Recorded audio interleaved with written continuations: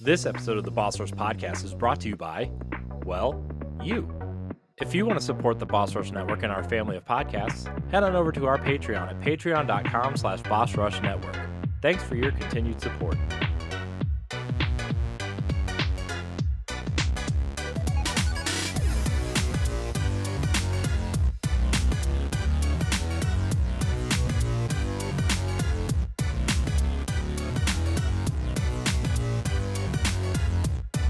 Hello, everybody. Welcome back to the Boss Rush Podcast, a great place to play games and be better. I'm one of your hosts, Corey Derrigan. Alongside me, as always, is the PC muscle race himself, LeRon Dawkins, in a new location. That's right. It's popping. Hi, LeRon. Hey, Corey. Are you nervous, LeRon? People are going to hear what you have to say on the podcast now. Oh, yeah. Important people. I'm not sweating all that. LeRon, I am not. Live eyes and live ears, though. I am not, though. I'm not sweating it. we'll give it a couple hours. LeRon, we coordinated today. I know, right? I know. Except you yelled at me because you said I wasn't wearing pink. It's just because...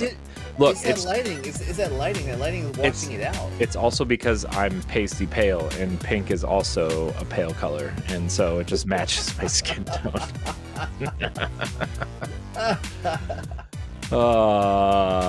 Speaking of pale, also here is PK Power Pat Klein. Palest of them all. Let me Hi, tell Pat. you, if sun touches my skin, I will instantly burn. That is how That's fair. pale I am. It was 60-something degrees the other day, and I was outside for 45 minutes, and my face got red. So I can lift my shirt up, and people would start screaming that the beacons are lit for Gondor. I don't know what that means, but that's okay. Should I know what that means? Lord of the Rings reference. I've never seen Lord of the Rings. You never seen anything, Corey. Dude, I fell asleep. I've tried to watch Fellowship of the Ring 3 times, and I fell asleep within the first 30 minutes every single time. I got to the part where Frodo is hiding from this scary ghost thing. That's like 30 minutes in the movie. That's what I said. That's what he said. That's like that first half of the movie is amazing too, with the Nazguls and And that's how then you pronounce them, right? and then I woke up. Speak for yourself. Then I woke up and they were like in a cave, and the dwarf was like axing zombie things in half. And then I was like, I don't understand what's going on. I'm just gonna watch something else. I know there's like 75 hours left of this movie, so I should just turn it on. I hope you're ready, because they're gonna be making a new Lord of the Rings movie. Yeah, I don't care. Yeah, no. I don't care. But it's all about Gollum, the one person that we want to know more about. Yeah, they already made a terrible game about it. We don't need to. And now they need to make a terrible movie about it. I don't want any of this. Can we? Seriously, Guys. though, the only good thing behind it is that it's Andy Serkis who's like directing. So Well, that doesn't mean anything. it Hey, everybody, means we have a guest. everything. We do. I'm trying We have a guest. to get there. And No. Pat keeps talking about Gollum, and I don't know. It's good content. Keep it going. Oh man, guys, we have a special guest. This is his first and probably his last time here because of how awesome our show is. From Spreading the Nerd, you may know him from Secret Friends Unite. He's been on their network of shows. I can't tell you how much I love Todd and Mark and Charlie. Although I don't think Charlie likes me because I don't watch Star Trek, so he just doesn't talk to me. Sometimes it's okay. I'm okay, surprised Charlie. I still get like heat- you, it can even get though you don't heated. watch Star Trek. I know. I'm sorry. He's also been on Luke Lore's podcast, EXP. You guys probably heard him over there. XEP, sorry. Ours is EXP. Look. Mine was EXP. Mine Mine was EXP before yours was EXP. You stole it. Adam. Your EXP is DOA. So Yes, it is. Clint Coombs is here, everybody. Hello. Welcome to our little whatever this is. I don't know. Stephanie's not here to keep us all in line, so it's just off the rails already. It's a free for all tonight. Yeah. I like it. It's a good time to meet everybody. See the true side of everybody. Yeah, this is. I am angry. Pat, you're always angry. I am more angry. Oh, why are you? I can't angry? wait to talk about why I'm angry. Oh boy. Uh-oh. Uh oh. Boy. It's not because he because Corey didn't watch Lord of the Rings. Well, I mean that adds to it, but no, they're just There's a uh, segment later. We'll talk Clint, about it. we did like a 40-minute segment one time of all the movies that I've never seen. It was just a thing. Yeah, it was disastrous. It was entertaining, but disastrous. Yeah. Have you seen Jaws? No. See, All right. if another it's 40 not segment a coming in. Disney, Don't hurt yourself. if it's not Disney or made by George Lucas, he has never seen it. That's not true. There are George Lucas movies I've never seen. That airplane movie he made after he sold his company to Disney. Nobody saw that movie. I didn't see it. I'm just telling you. Nobody saw that movie. You can't give yourself credit for a movie nobody else saw. Yeah, I don't sure even I know what can. movie he's talking about. But Exactly. That's what I'm saying. Nobody know saw that either. movie. That's what I'm saying. Nobody saw that movie. Clint, save us here. Who are you? Why are you here? Why are you important? Why should people pay attention to you? Who are you? I'm here for the entertainment now. This is good stuff. Yeah, my name's Clint Coombs, lover of video games. Just not recently, probably been the past year, gotten more into podcasts, especially once I started listening to XCP with Luke and helping him out over there with a few community events. Always wanted to get into it. Started up my podcast, Spreading the Nerd, about a month ago, 2 months ago. Only got about 2 episodes in. It's rough doing it by yourself. It Yeah. is. But It's should hopefully have a co-host coming on this Friday, hopefully, and that should definitely help out some more. Is Well, it you, Corey? it is not me. Okay. No, I'm I trying. don't accept anybody that hasn't seen Jaws. Corey I'm will sorry. pimp himself out the podcast, though. I He will do will. that. I will. Anybody out there listening, I will do things to be on your podcast. Hey, Crossroads is coming back. What you gonna do for me? Oh Jesus! We'll Don't save I it for do after enough dark. you? We'll save it for after dark. Well, Clint, looking forward to the future of spreading the nerd. You're welcome here. We will help you however we can to get it off the ground and do whatever needs to be done. Thank you. So Appreciate it. It's just great being here. Yeah, in general. this is great. Glad you're here. We are going to talk about some video games. We're going to talk about some questions or answer some questions, I guess. We have new segments to the show, everybody. New segments. Specifically for the things that our social media team is doing. Not really, but it will help them out.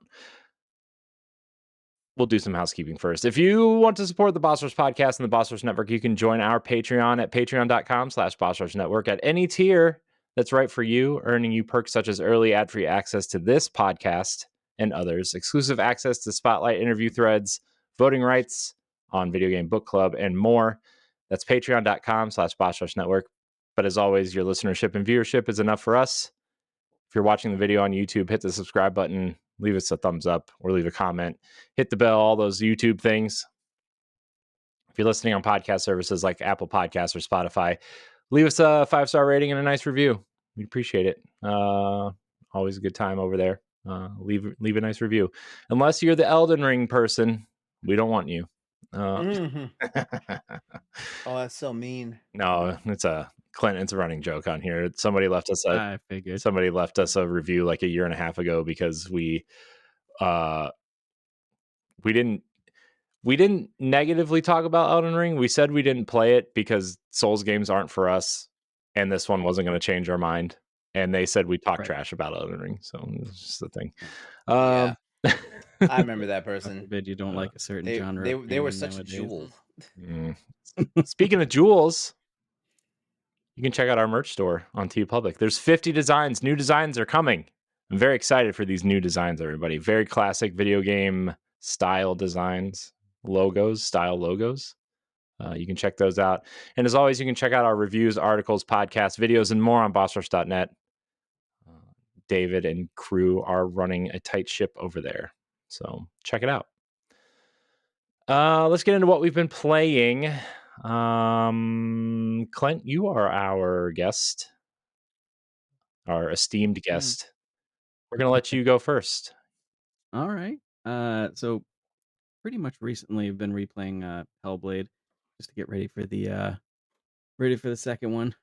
that nobody knows is coming because Mhm. Microsoft doesn't know how to advertise anything. Oh, we all know. We all know it's coming. No, you know Right. that it's coming, Corey. I know. You. I love. No one else knows that it's coming out in 1 week. Or by the time you hear this, it's out. Yeah. By the time you hear this, it'll be out. Yeah. Uh, And I played it when it first came out. So now I'm replaying it on PC now with a like 3D headset and everything. It's just game's a trip. It's so good in the best way. So yeah, I've been replaying that one, getting touched up with that. And then Stellar Blade, mm, uh, which hit me by surprise. Stellar Blade. I wasn't really on my to-do list this year, but the demo came out and it made me a fan. And then after the demo, I did get the game, and I'm probably about halfway through it now, and I'm loving it every minute of it. I think it might be a game of the year contender for me, honestly. Oh, that's awesome. It is Yeah, a solid game. Like it's awesome. yeah, yeah. I've also been playing Stellar Blade, and Nice. by playing the game, I mean I played the demo. the But demo's technically the beginning of the game because yeah, it I know. carries over. Yeah, I yeah. love it. Sorry, Clint. Continue. I was just No, it's expressing great my. that if you love the demo, which I did as well, you'll love the game even more because after the demo, it opens up to like open world.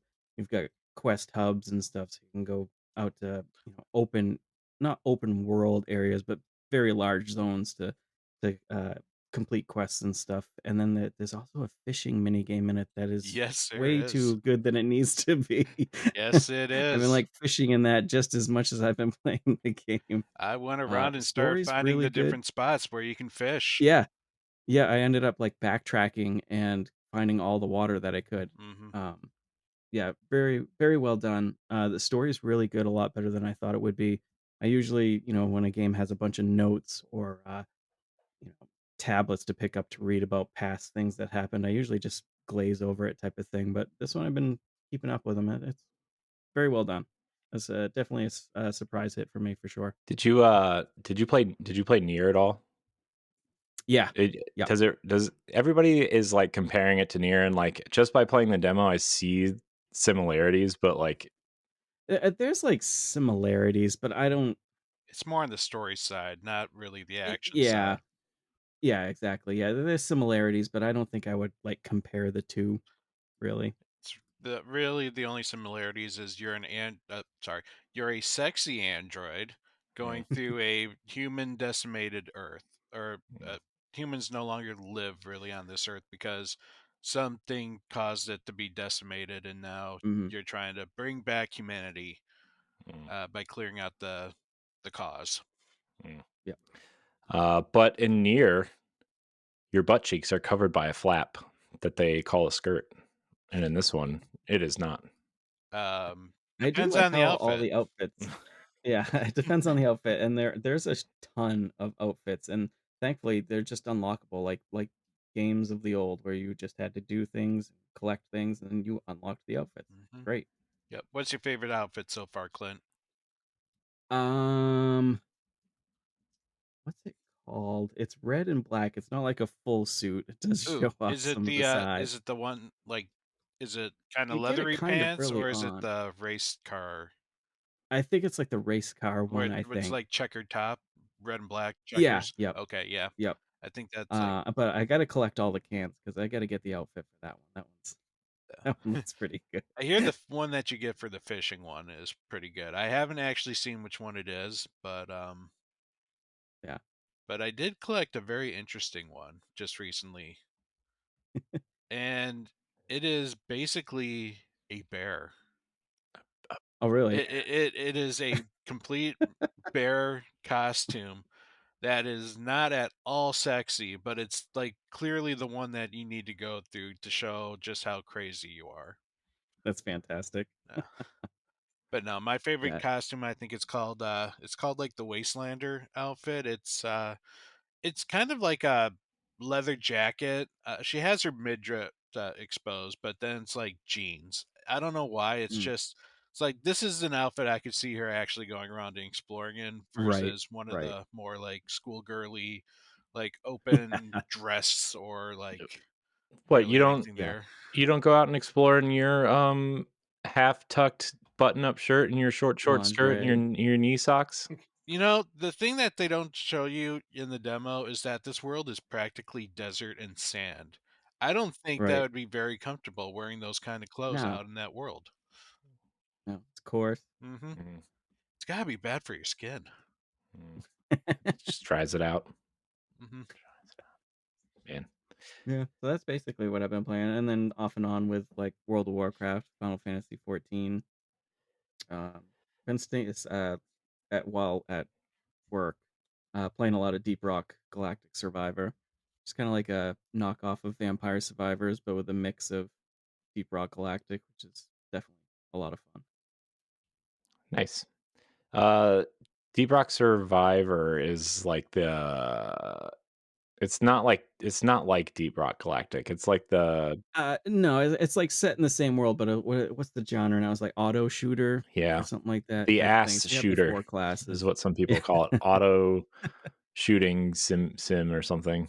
Yeah, and then you just level up your character. It's kind of like roguelite type of thing, and yeah, You said it. it's really good. You get 4 characters. And You said go the to town. word that you said it. Which word? Roguelite. Mm-hmm. Oh, He didn't Run say he's away. a deck builder though. I know. no, Man, you put no, those two I'm together. not a deck builder fan. Yes. I've tried to get into a few. I just Okay, you can can't stay. do it. The only deck builder I've ever played is Kingdom Hearts Chain of Memories, and that's because I like Kingdom Hearts and I force myself to play it. Mhm. And it's not even really a deck builder. It's just kind of you spam the cards until you get through the battle. In the same manner, I'd say my favorite deck builder was the Mega Man Battle Networks. Are those deck builders? Those are deck builders. Oh man, I was looking at them on the eShop because I was like, I've never played Battle Network. I kind of want to play them, and I just thought they were more mega.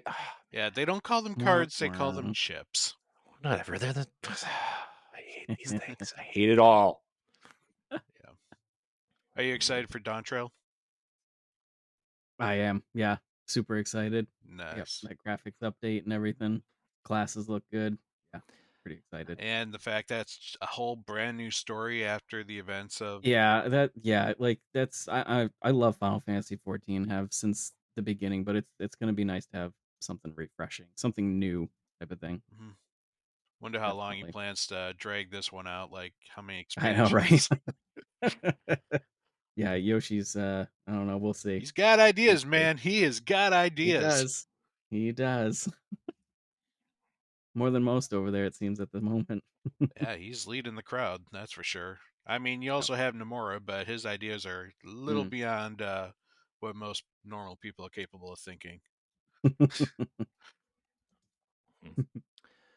Well, guys, I'm going to go next because I've actually been playing real video games recently. Good for You were playing Final Fantasy VII. I was. That's not a real game. It's a soul sucking, sad. It's basically could have my. easily been avoided. All the stuff that Pat and I tried to tell you. It's basically my You ex-girlfriend. don't listen. You don't listen. He man. really doesn't. You're essentially a gamer in this day and age. Mm-hmm. I'm just saying Final Fantasy VII is like my ex-girlfriend. She's hot. You want to play it. You want to be a part of it. You want to be in it. And then wait. Hold on. And then it just makes your life hell. OG Final Fantasy VII in this day and age. You're saying that's hot. I'm saying you want to because Final Fantasy VII is the hotness, right? Like it's just everybody plays it, everybody loves it, so you want to be a part of it. Final Fantasy VII Remake and Final Fantasy VII Rebirth are the hotness. I'm saying everybody before the remakes, everybody loved Final Fantasy VII. It's essentially the Ocarina of Time of PlayStation. Everybody loves it. Everybody's like, you gotta play it. Clint, Pat, do y'all agree with that statement? Because I don't know if Final Fantasy VII is the Ocarina of Time. Get out of here, you PC nerd. It's a classic, but you know what? If I had to play between Ocarina of Time and 3D Ocarina of Time, I'd go with the 3D Ocarina of Time because you know it's a refreshing paint, coat of paint. Yeah. I mean, the OG Final Fantasy VII is great to the people who played it. You guys, you guys are all thinking way too hard about nowadays this. it's just like I've tried to go back to it a few times on Switch, PC, and it's just like I can't do this, and I don't want to tar my memory of this game. Jeez. Mm-hmm. Anyways, Final Fantasy VII. I got about, according to these fine people, I got about halfway through it, and I ended my run. I tried. I gave it the good old college try. Everybody, I got about halfway through it, just like my first try at college. Halfway through, and then I can't do it anymore. So I put it down, and by putting it down, I deleted it. So after that, I downloaded Stellar Blade, but while it was downloading, I started Uncharted 2 because that's our book club game for this month.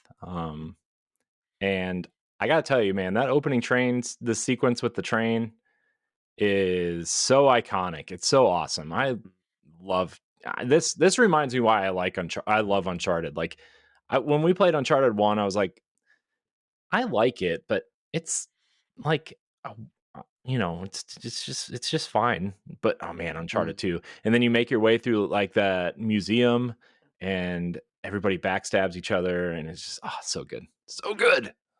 Yeah. I love Uncharted 2. Oh, it's so good. Top 25 game of all time for me, I think. Maybe. Possibly. I've never actually written out that list recently. It's been a long time since I've written out that list. There's been about 2 console generations and 6 million games since I wrote that list out. So, but I did play Stellar Blade, and this is like my kind of combat. I love how it's not super methodical, but it's not super fast. It's like it's not Dark Soulsy, but it's complicated enough to make you think. Like it's got a nice flow to it, in my opinion. And I've only played through the demo, so I am sure that some of the issues that I have you can upgrade through skill points or skill trees or whatever. But like the dash dodge move, I think I wish it was a little bit I don't know, dodgier. It just kind of just feels like you're moving side to side. You can upgrade that to like 2 dodges. Yeah, I figured. I just in the demo I was like, I thought, because like for some reason I'm so used to dodging when an enemy swings at me. I just want to like dodge to the left or dodge to the right, or there's no dodge backwards either that I found. And then it's really forcing you to use that parry mechanic. That's pretty much all the attacks can be parried. Yeah. So I've had to get used to the parrying mechanic. Also, like just from playing Assassin's Creed Odyssey so much, like for some reason my head automatically goes to that game when I'm playing a third person action game now. And I when I go to like, that's why I wish the dodge was a little bit better, I think. But I also keep putting my fingers on the shoulder buttons for combat, and I have to get used to the fact that they're the face buttons again. So that's kind of messed me up a little bit, but that's just a me thing. It's not a game thing, but I really enjoy it. I really think the combat's really good. I think the monster design is pretty interesting. It's pretty violent, but in like a weird, I guess, almost anime way. By the way, side tangent, guys. I think I have a confession to make, but I'm not 100% sure. You like Asian What girls? does that mean? What does that mean? Well, that's not a secret, Pat. My brain does I not know that you discriminate. like black and you like white girls. I did not know you like Asians. It doesn't matter. My brain, when it comes to attractive women, is agnostic. Fair enough. God, Pat, Good answer. Good answer. You distracted me, Pat. Now I gotta forget what I'm saying. Oh, right. I think I'm a closeted weeb, but I don't know, because I've been wanting to play all these games, right? And I have downloaded most of these games, right? So I'm also playing Xenoblade, which is a series I've been wanting to play for a long time. I've played all of them extensively. I've never finished them. And so we were talking on Power Block a couple weeks ago about games that our favorite games series that we've never finished. And was that Power Block or was that the show? I don't remember. Maybe it was this show because Matt was on it. Because Matt was on it. And Xenoblade is like the one that haunts me to this day. I loved playing it on the Wii. It was like one of the 5 Wii games I actually enjoyed playing because I hate the Wii. I think that system is trash. I hope it dies in a fire. Mine did die in a fire. I got another one. That's a real story. My apartment burned down and the Wii was my console that was plugged in with my Xbox 360. Oh, rip. Maybe that's why I never had a Red Ring of Death, because my console didn't live long enough to see it. Oh, man. Every time I smell burning toast, it haunts me forever. Well, at least you smell on burning toast because you actually know what a fire smells like, and not burning toast because you're about to have a stroke. Yeah, Right. it's true. I mean, it could be both at one point in my life. I drink enough caffeine for 75 people in a year, so but I've been I watched this guy drown 3 Red Bulls in under 5 minutes. I mean, I could probably. That was at PAX, right? Yep. I could probably do that. He double fisted 2, and then Cordy decided to give you an extra. Yes, talking about you. It was either Cordy or Mary gave you their extra one. Mary and did. You took that one too. Okay, to be fair, they were the 8-ounce ones. They were not like the 20-ounce giant ones that I'm drinking right now. That it takes me a whole. Does it matter? Does it matter? Yes, it sure does matter. I have a large mouth. I can fit a lot in here. Ooh. I'm new here. I won't say anything. All right. Wait till we get to our second recording tonight. Ooh, we're gonna blast this one. All right. Anyways, back to the weeb. Back to the weeb closet. I made a list of games that I want to play now after I finished my non-finished Final Fantasy VII. And here's the list of games: Persona, Xenoblade, Astral Chain, 13 Sentinels, game, but 13 Sentinels.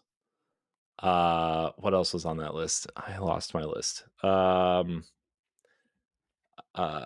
want to finish Fire Emblem Engage because I thought it was boring, and I never finished it. What else was on this list? Anyways, we should get you into Valkyria Chronicles series.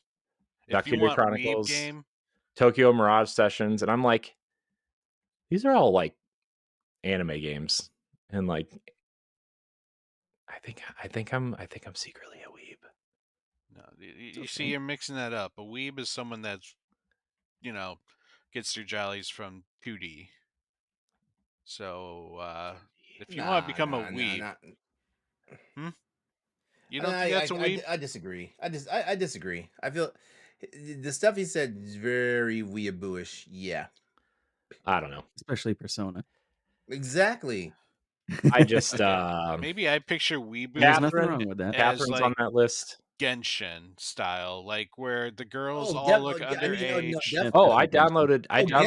Genshin definitely would solidify that, but I mean, I downloaded Genshin Impact and Honkai Star Rail on PlayStation. Downloaded them both. I've downloaded them too. I've never started them though. Me neither, but I'm interested.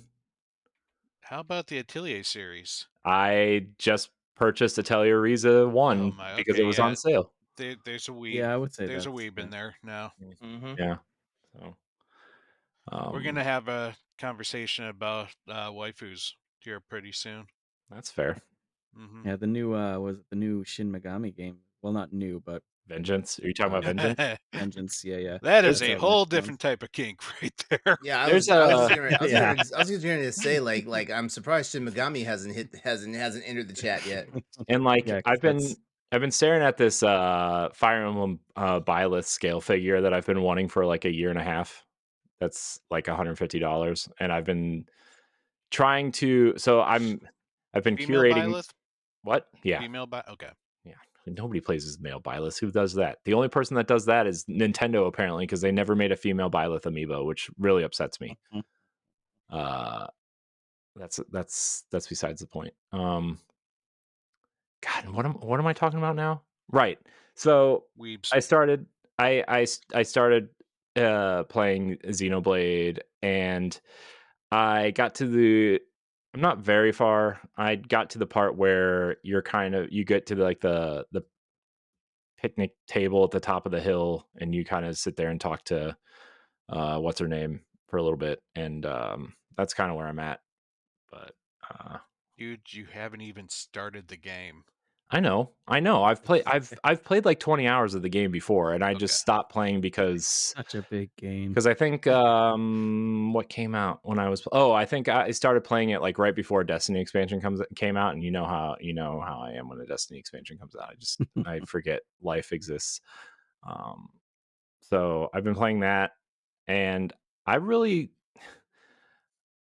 man, Xenoblade is such a cool world. That like I love the art style. I love the animation. I love how everyone's British because they didn't want to localize it here.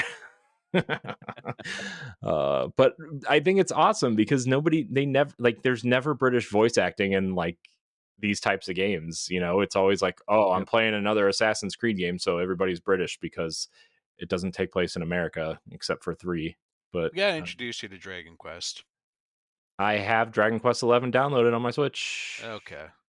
It's another Because classic. sometimes people say Yeah. that the JRPG translations may be too British, and it's mostly because of games like that. I mean, that's fine, I guess.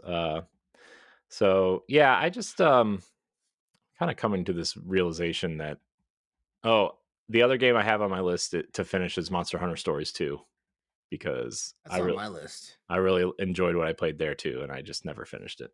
So I start a lot of games and then I never finish them. Nier Automata is another one that I loved, and I played like 25 hours of, and I never finished it. I never finished the first playthrough, let alone the 3 supplement ones. What?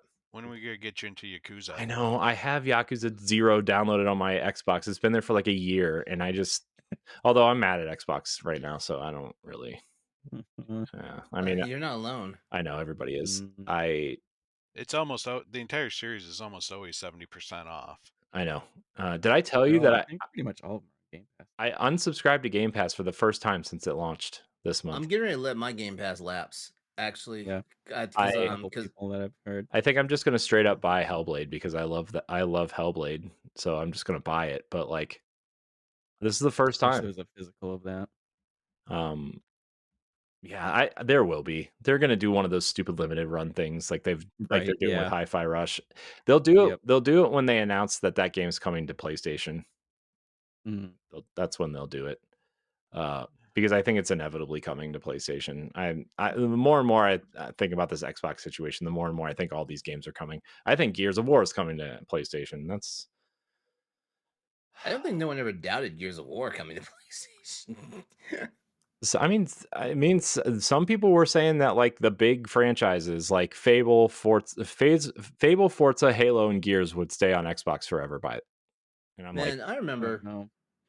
I can't remember what episode of Crossroads it was, but I remember saying that Ratchet and Clank Rift Apart was going to be on PC, and I had people downvote my actual podcast video for that. Right? They downvoted shocker, it. PlayStation people are down, and they spammed my comment section on the YouTube. On the and YouTube. Then, I was gonna say on the YouTube clip, because I actually clipped it and made it its own short segment. But it also like basically they bombarded the hell out of the comment section on the YouTube upload. And then 8 months later, Ratchet and Clank was out for PC. Mm-hmm. Well, that's another reason why I want to get a Steam Deck.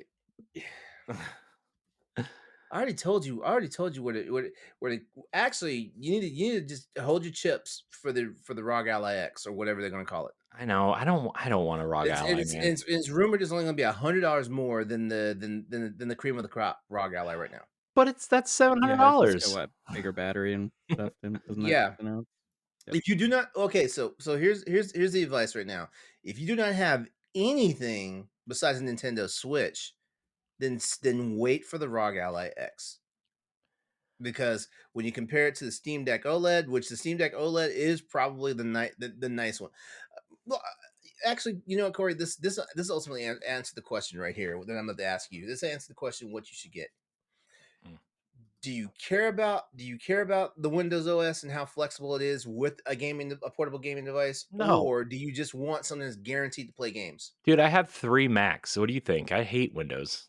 I hate using Windows. I avoid Windows at all costs.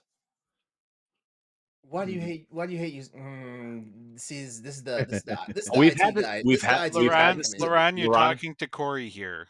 We've had He this doesn't make sense. We've had this discussion No. 3 times on Ed doesn't make sense. Oh my And gosh. Corey has Don't been get me hanging All the too people- much with Ed. You So, like so here's the thing spending, with you Steam like Deck spending too. money for no you like spending money for all the wrong reasons then, right? Me? Because Mac products, they're good, but they're overpriced for what you get.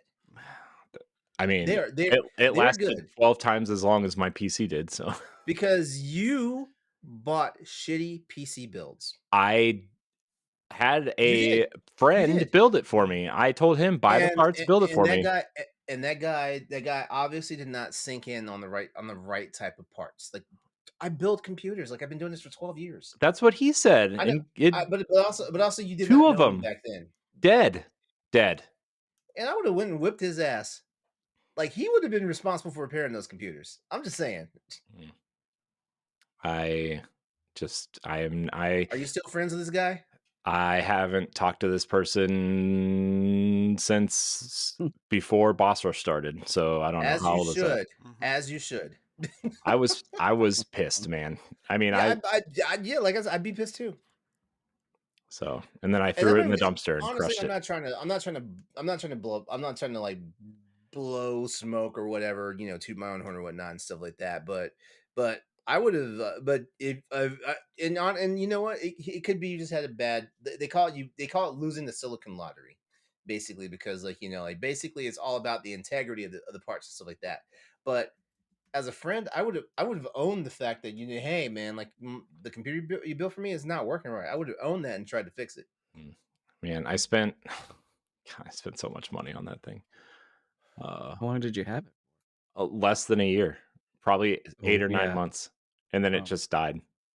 I would have been knocking on doors. Give me the specs that you had. What Dude, was I don't remember. I can't tell you. See, what are the specs in your specs in your current Mac device? I would have to turn it on and look. I'm using my work one right now for this podcast. My real one is over there. I'm actually going to turn that into a Windows device so we can stream stuff. Because you're going to, you know, I'm not. It's easier. It's easier to live stream stuff through Windows. I know that. I know that. So I'm turning my desktop Mac into a Windows machine for that specific reason, because it's my oldest machine and I don't really use it anymore. So I thought it would be the easiest one to turn into a Windows device and just stream from. And that would be its sole purpose. Or record Let's Plays or shows or whatever. Because work was very generous and gave me the old MacBooks from that are just out of warranty, and they're only 3 years old. So they're ooh, dude, let's talk, because I've actually been trying to get my hands on a Mac so I can learn a little bit more of the Mac ecosystem. I'm keeping them. I'm not. My goal is to not use my work one for podcasting. I'm going to use my other. Anyways, hey, my birthday is literally in 3 weeks. I know. I have something for you. That's why I asked for your address.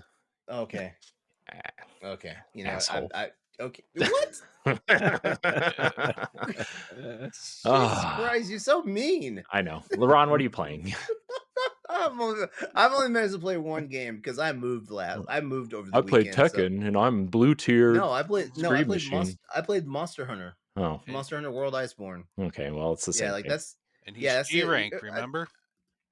No. I'm still slogging through like the low rank stuff because like I refuse to fight that Zora Magdaros mission.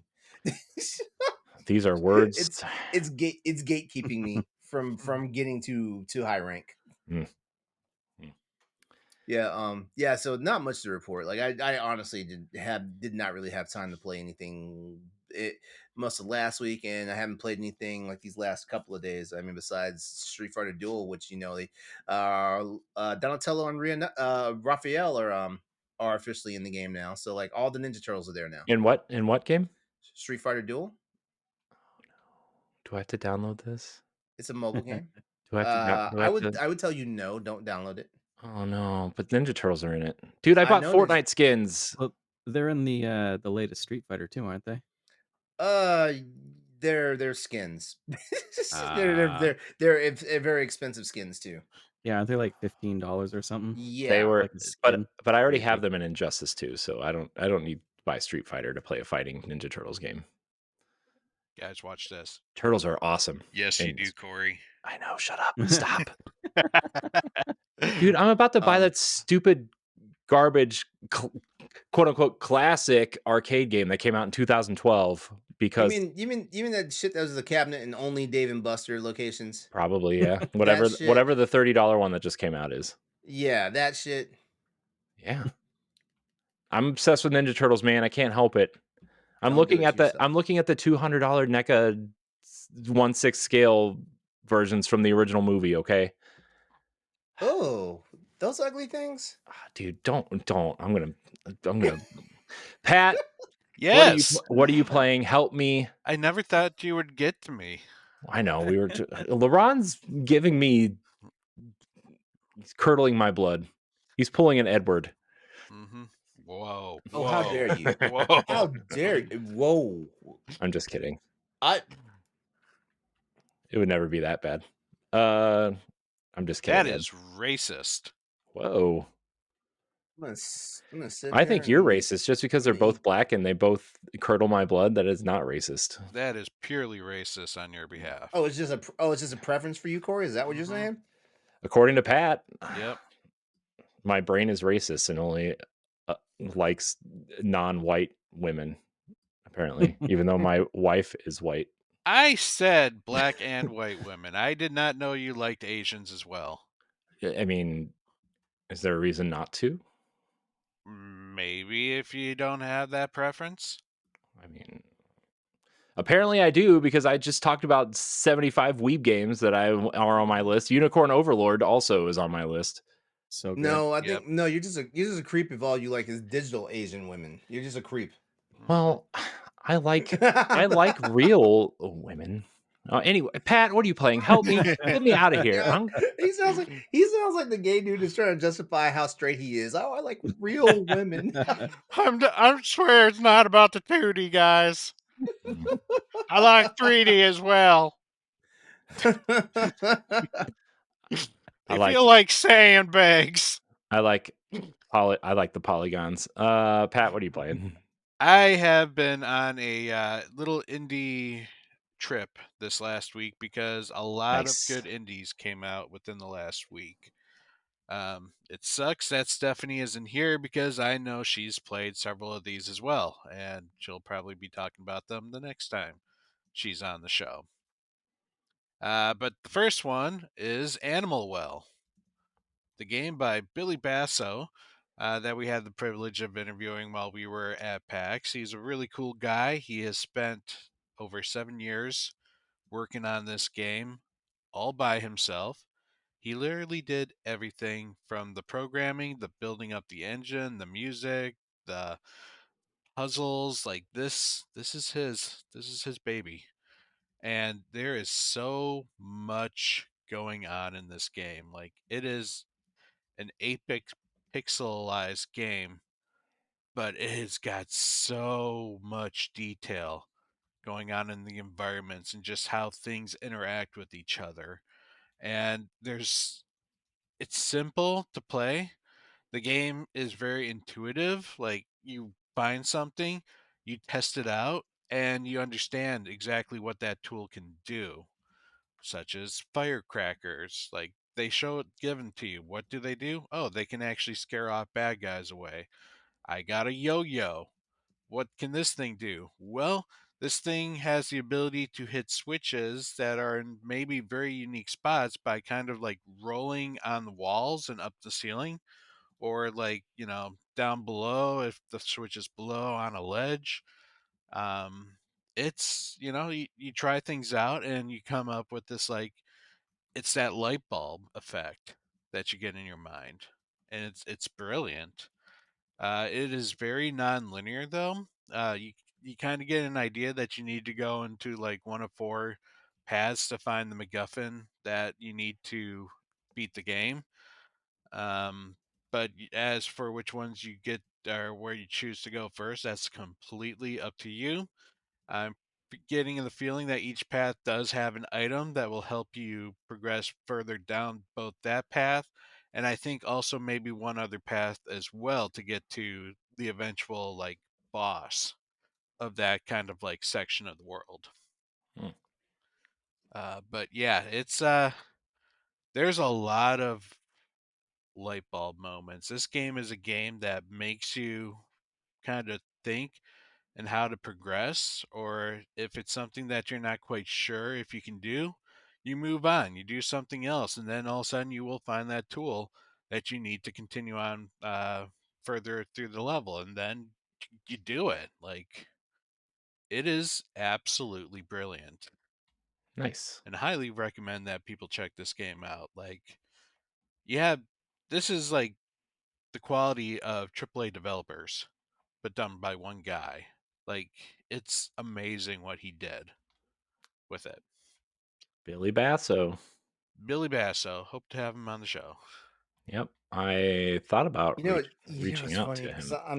I'm such a nerd that the first Shocker. time I heard his name, I was like Billy Batson, Shazam. Like, are y'all trying to say this guy's like a Mhm. superhero with the way he developed his game and whatnot? This Maybe guy he is is. a fucking superhero. Maybe he is, LeRon. Mhm. You don't know. Yeah, Yeah, he. Isn't no, wait, Billy Batson, is that like that's what, that's Shazam? Shazam. Mhm. Yeah. I don't know anything about this stuff. Especially DC. After Superman and Batman, it's like, who are you? Okay, so you did not watch you say you didn't watch Justice League? I did. It was boring. I kind of fell asleep. It was Okay. 4.5 hours long. Cause I thought because I could have sworn like it was kind of like a blink and miss moment for Shazam in that movie, if I'm not mistaken. I don't remember. In Justice League, he wasn't in that. No, it He was wasn't in Martian that one at all? No, Manhunter was in it Okay. for and I half. that's never if I you. never watched Martian I never Manhunter is watched the only in movie. the Snyder cut. The best DC stuff was on the CW, and then they killed it. So Yeah, I never watched the Justice League movie because I was like, number one, I was like, I feel like the DC stuff was such a dumpster fire. The DC cinematic universe is a dumpster fire. sure it is. And then I was like, so I had no interest. Actually, what killed my interest in the Justice League, honestly, was the whole fiasco of Batman versus Superman. Like, I was like, this eh, even if we just not even if we rule out the fans of like the actual comics and all that stuff and the original media and stuff like that, even regular people just could not get into that movie. Like it just made absolutely no sense. And I was like, you know what? Nope, I'm checking out. And then when I said the Snyder cut was coming, I was like, nope, I'm definitely checking out that one. It's fair. Well, if you didn't get enough Snyder cut, there's always Rebel Moon, which is Snyder cut Star Wars Are Yeah. they and well? farming. They didn't release the director's cuts of those movies yet. No, not Mm, yet, but I think they're supposed to. I think they got R-rated ones I coming. think I think Yeah, Netflix has already ruined the decision to have gone with him on that stuff. I, Yeah, I I don't know. think just They look like movies I would watch. They're I like movies I would watch too, but I've heard they're incoherent sci-fi movies. Yeah, mhm. I don't think they're as bad as people say they are, but they're not exactly great. Yeah, it's like a good popcorn movie to have on while you're Yeah, yeah. playing a game or something. But I hear the running joke about the second one is that the grain gets more character development than the characters. Oh I haven't Jesus, seen the second one yet. Jesus. That the movie's literally half farming. Oh my gosh. Anyways, a game that's not about farming is Little Kitty Big City, another indie game that came out where you play as a cat who accidentally rolled over and fell down to street level, and now he needs to figure out how to get back up, but he can't because he doesn't have the energy to climb. You have to find him fishies in the city so that he gets energy slash stamina meters like Zelda, so he can climb on walls. Hmm. How is this not Stray? Uh, One, because it's Feels cheery. like practically the same premise. Kind of, Premise. kind of, but Stray was definitely a lot darker of a story compared to Little Kitty and Big City. The animals here are cutesy. Um, Everything in the environment's not trying to kill you, and it's just a little sandbox where you can go around and you can do little cat things, such as either Love like cat trip things. people, make them mad, jump on keyboards, take random cat naps Okay, that's on better than Stray. sunshine. That's better than Stray. Oh, don't let Stephanie hear you say that. Funny thing, I'd be interested to hear what Stephanie has to say about this game because I know she just beat it recently. Um, and also, there's like 40 some hats that you can decorate your cat in, Ooh. and they range from cute to freaking adorable. Hmm. Cute to Yeah. freaking adorable. Yep. Like you want your cat to have little ladybug antennas? You can. You want her to look like a crab? Yes, you can. That's You want not to what what I put I a thought you were little this gonna hard this say. this hat game just never mind. This game just lost its cool factor. by wearing cute little hats on your cat that cover up their ears? I Yeah. mean, I like. That's on Game Pass too, isn't it? I think. Yeah, I think Yeah, so. this one is a Game Pass. It's also on the Switch. Again, with the whole like fiasco right now with the Xbox, I chose to go with the Switch on this one. Um, Yeah, but it's yeah, a, it's cheap on Switch too. It's like $20. it wasn't too bad. But it's fun. It's sandbox. It's you do whatever you want, however you want. There are some missions. You run into other colorful characters, such as a chameleon that can he can't exactly hide himself very well, like his color wise, but he can somehow turn his words invisible. That was Hmm. actually pretty cool. Or a raccoon that somehow opens up a portal through space and time and helps you fast travel. Space and time. Yeah, Wow. Nice. yeah, Nice. it's fun. Again, cute, fun. Definitely another chill game. Hmm. You know, all my games this week are animal themed. uh, the next indie game I checked out was something called Crow County, and this is a love letter to the old PlayStation style survival horror games. So it's got that feeling of like Resident Evil. It's got the creepiness of the monsters like Silent Hill, but this is done over through a like a 3/4 overhead view that you can kind of rotate the camera around. Hmm. You have control of your gun to kind of point in which direction to hit. So like getting headshots will cause more damage, and also the closer the monster is, the more damage you can cause. You know, kind of that risk reward factor. Hmm. However, it is again a love child to the old survival horror games, and your ammo is limited, and you may not want to completely waste an entire clip on one monster when you can actually just kind of go around them. And that might be a better strategy. It takes place in this old abandoned amusement park where the owner has gone missing, and this was kind of like the last place that he was at, that he was located in. But it's closed down because of some incidences that happened, and now there's creepy monsters wandering around the fairground. Hmm. And so you need to go around and you solve puzzles like in the old traditional Resident Evil style, find memos, and just kind of like explore and progress further. Nice. Yeah, I mean, it's definitely something you want to check out if you're a fan of the old school survival horror games. Nice. Okay. hmm And then finally, I've Endless Ocean had a special event going on over the weekend called Song of the Sea Dragons. It is a map where you have. Um, it is a map where you. It's set rather than being randomly generated, and it's got very unique creatures that I'm kind of wondering now if they hold back some of the fish that you can find specifically for these events. Um, but it was fun. It's one of the maps though that you have to join in with other people, which is interesting. There's just people swimming around. They kind of uncover the map for you. They can leave tags on like either like salvage that they find, or if there's a unique creature that they found, they might tag that as well. And all your scans are kind of like joined together. Um, so if if they're scanning parts of the map, those fish are considered scan in your database as well. Well, you still have to get an actual individual fish to show up in your like logs. You still have to scan it, but just in terms of like completionist sake, that creature has been scanned for the completion of the map.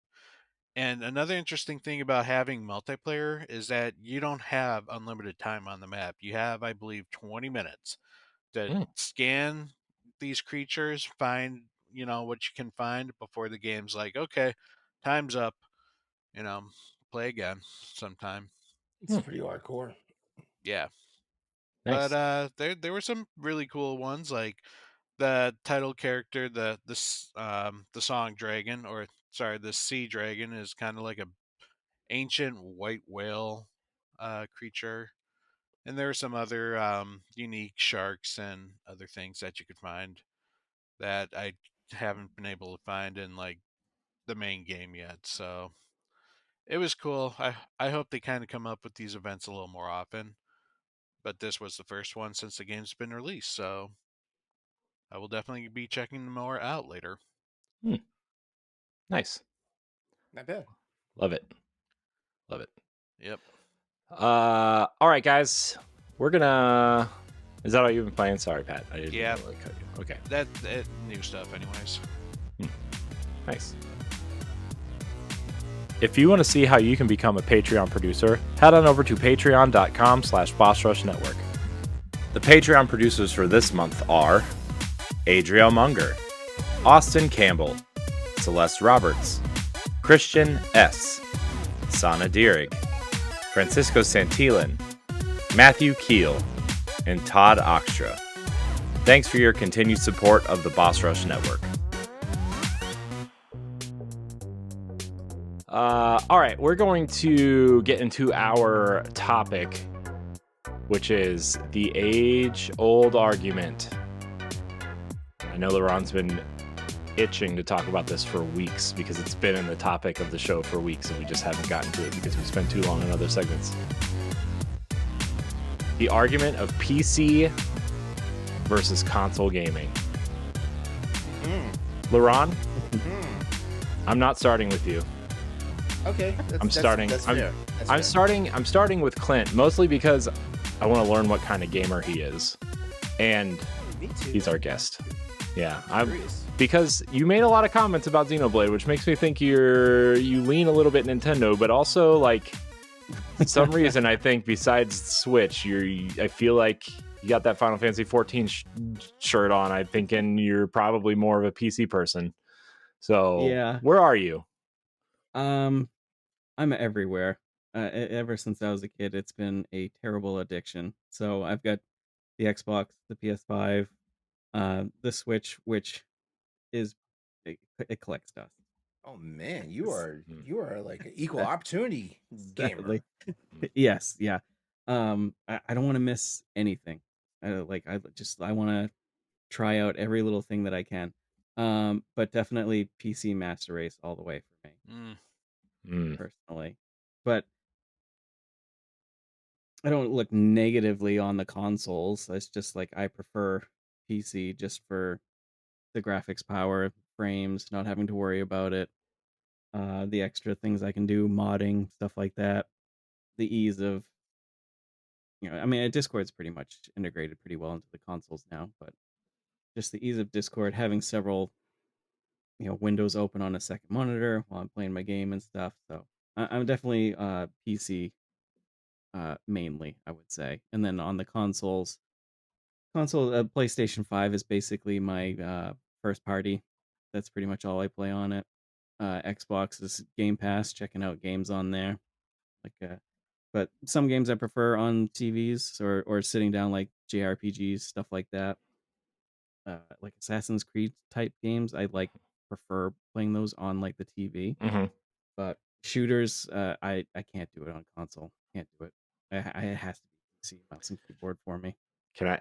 I have to tell you something about shooters on PC. So when I do boot my Mac into Windows mode, and I loaded up Destiny, and I tried really, really, really hard to use mouse and keyboard, and I could not do it. I just could not do it. So I plugged an Xbox controller into my PC. Yeah, no shame that I've got a couple of friends that PC only, and for some shooters they are Xbox controller, and other ones they'll do keyboard and mouse. It's all personal preference. It's whatever makes you happy and makes you comfortable. Yeah, it's keyboard and mouse is for Roller Coaster Tycoon only. So which is, oh my gosh, I love Roller Coaster Tycoon so much. By the way, Good one. they really messed up the Mac version of that game. Oh, did they? And like it sucks because like I we interviewed Atari at PAX, and we were talking about Roller Coaster Tycoon's 25th anniversary and how much I love Roller Coaster Tycoon, but man, the Mac version is just so bad. Because like the Mac version of Roller Coaster Tycoon is just the phone version upscaled to work on Mac OS. Hey Corey, I need to tell you something. And and the Steam version does not work on 64-bit machines. It only works on Really? 32-bit machines for some reason. And it has Oh, not been updated. So, that's awful. if you're playing on Mac, not PC, I'm Ah, sure it works fine on PC. Also, I'm really interested in the open source RTC stuff, which looks really interesting, but that's another. What, LeRon? Nothing. I don't want to say anything. What? Now. This is your topic. Unleash on No. me. Come on. I don't want. I don't want to say anything. Gaming is not where it is even close to needing to be at on Mac Well, because no, I know that. yeah, I mean, you're talking about Roller Coaster Tycoon, a game that's old as shit, and Yeah, 25 years old. yeah, and you know what, like because Mac, is like for the most part OpenGL, like yeah, that's the issue. mm, Like you need like you need like at best Intel or AMD graphics. I'm not even talking about Nvidia. You need those drivers. Yep. Drivers. I mean, and I feel like Mac is I'm a just. driver. I I feel like drove to work Apple. today. I feel like Apple is just starting to turn the corner about getting back into that space. But like still. Well, they're developing their own version of that Proton Oh, I know. I know they thing. are. So I don't remember what it's called because I really don't care. But Apple makes wonderful production computers. They do. yeah. They do. They make wonderful production computers, but everyday man computers, like they're not going to be that. And that's why they charge that premium price. Yeah. Pat, Mm-hmm. you're kind of all over the place, but you're more console person. I can't play on a PC for the life of me, mostly because I don't understand the whole optimizations and stuff like that. For me, I like it simple. Just give me a console, let me play my games. Like the only thing I have to worry about is switching a disc maybe, or uh, deleting stuff if I have too much memory, and I'm fine. Like I felt I feel like a PC, it becomes outdated almost the second you get it and you need something better. And That's a it's lie. That's a lie. it, It hasn't been like that since RAM has been on DDR3. well, you gotta remember, I grew up in the 90s, so the next game usually needed a brand new PC to be able to play it. So, Man, I had a Dell. yeah. Came in a big cow box. That was Mm-hmm. cool. That was it. The gateways or whatever they were called. Yeah. Yeah. So, Yeah, a Gateway, not a Dell. A Gateway. Yeah. That was cow fun. box. Yeah. They gave us some plush cows with it. I do remember those. My cousin and I were so excited because we each got one. Did that one last you longer than a year? I don't remember. Probably. Remember But the we slogan? weren't ever allowed to use it. Dude, So you got to get a Dell. But I am, because of like review codes are pretty much on Steam and stuff, I really should look into getting a Steam Deck I because you know. don't have to optimize those, right? That's pretty much guaranteed to play I know. most things. There's know. optimization in it. I Like know. trust There me, is. It's Steam is like beginner level like PC. Man, I the thing that got me today actually that was like, man, I should just invest in a Steam Deck and just shut up and do it was I got an email from Pat's favorite developer Toge I today. got that email too. Yeah, with all the Steam codes in it. Yeah. Yeah. Oh, can I have access to his email? Well, LeRon, if you were nice and went to PAX with us, maybe you could have met them and you could have gotten your own codes for those too. Okay, it's fine. It's fine. Mhm. It's fine. I can, if you want, LeRon, since I don't Mm, have Steam. don't Since I don't. don't try to appease me. Okay, fine. I'll just use them myself. You better give me access to the email. Nope. It's my personal email. What are you talking about? You know what I mean. You better forward the damn email. I do highly recommend a space for the Unbound, Yeah, which is one of the codes he gave you. yeah, which was the one I was like looking at. Yeah. Even though I think I own it somewhere. I own it somewhere. Maybe I don't. I don't know. I don't know, Anyways. twice over. And debating on doing the third. We're doing a great job at fighting each other on console versus PC right now. I know. I think. Well, no, it's because you haven't allowed me to speak yet. I know it's because I know you have the most to say, and it's probably the most logical and the most thought out from a PC standpoint. And I'm trying to get my dumb, idiot, stupid brain to say words about console gaming. Here's the thing for me, and I know there's a huge asterisk to this because big picture mode exists, Steam Link exists, apps exist to stream it to your TV or whatever, right? I get all that. I want to sit on the couch.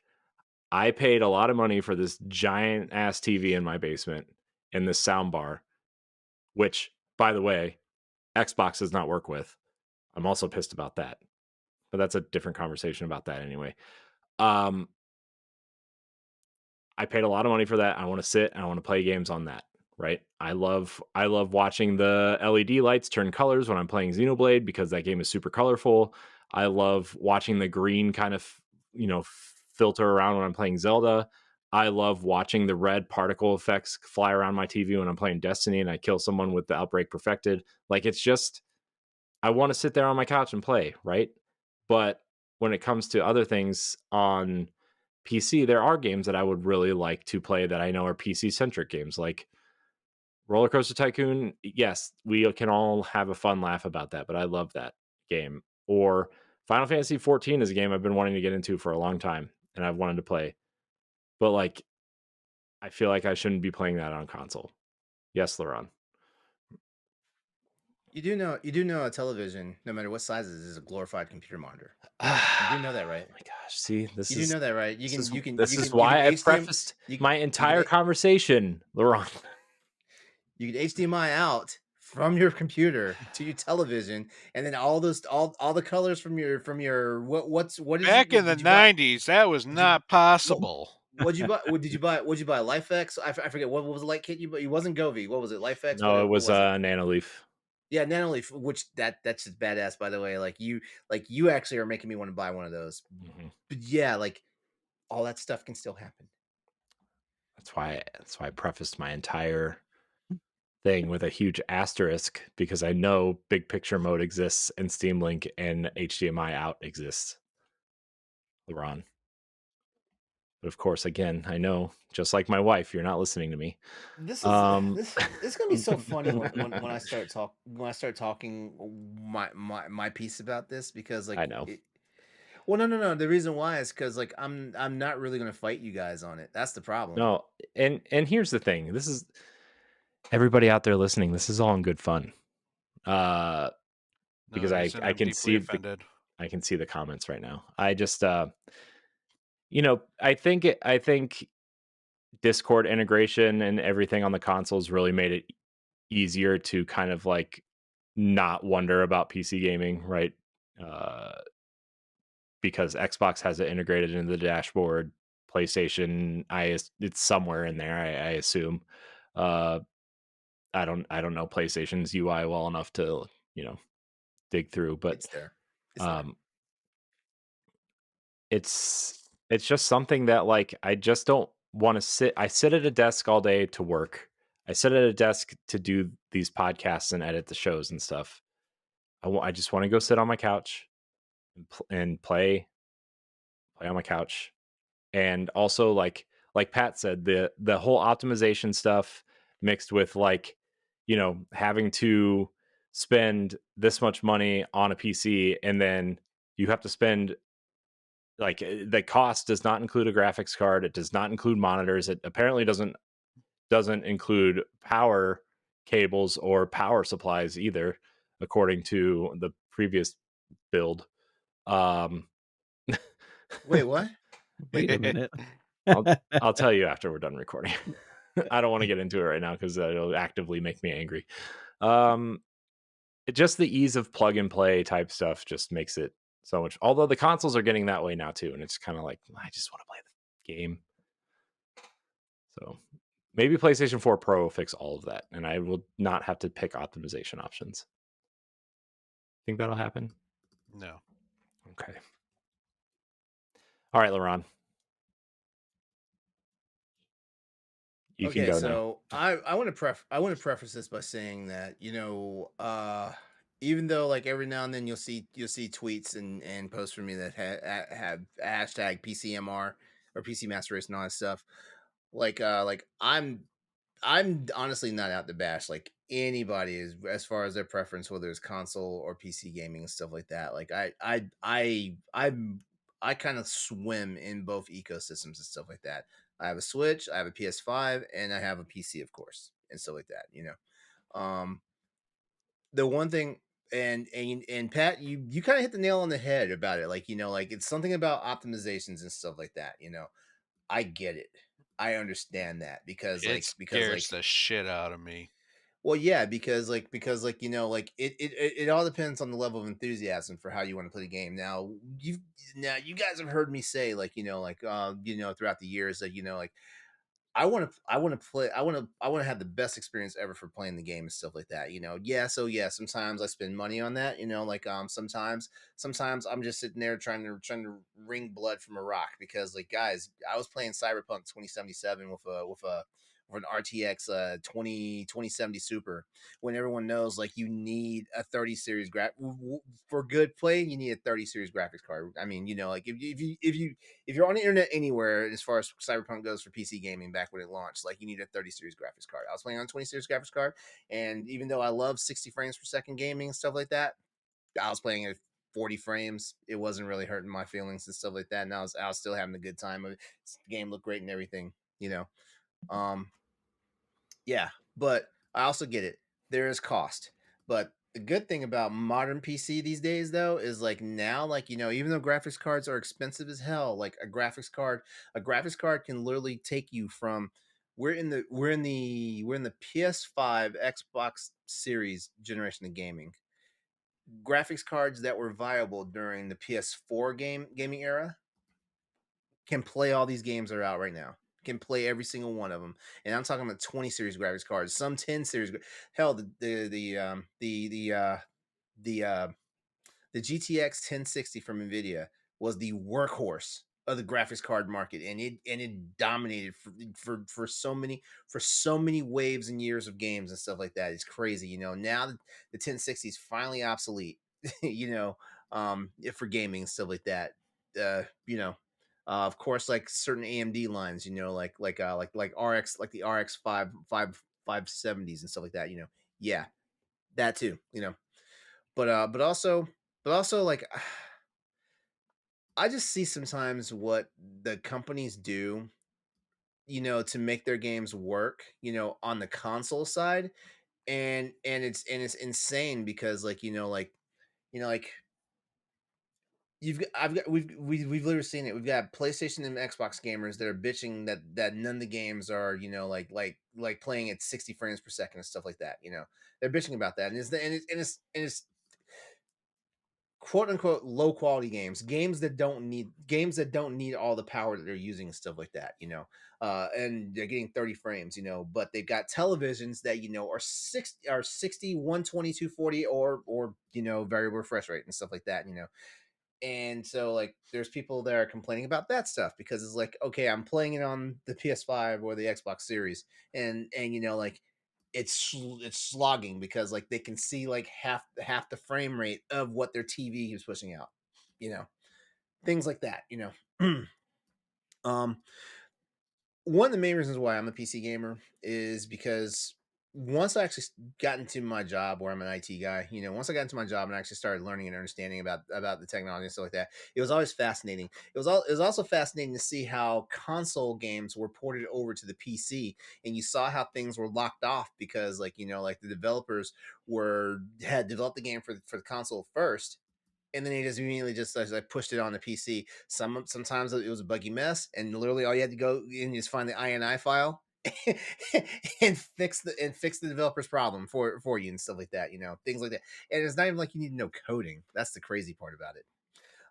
But the one thing I will honestly say that I feel like is the reason why like I am a professed PC gamer in this day and age is because I can play every game that I want to play without worrying about obsolescence. I don't need to go back and find the Sega Saturn or Super NES and stuff like that. To be fair, And nobody I'm needs not to go talking. back No, and no, I'm find not Sega talking about Saturn. emulators. I'm not talking about emulators.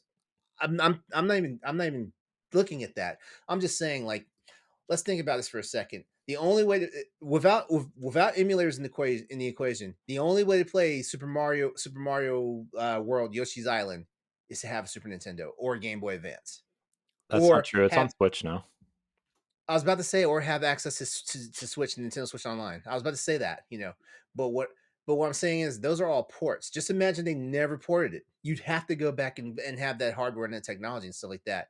Whereas the library in like Steam, GOG, EA Play, all that stuff, they're there until they get delisted because of some dumb shit like like, oh, we no longer have the rights to the music.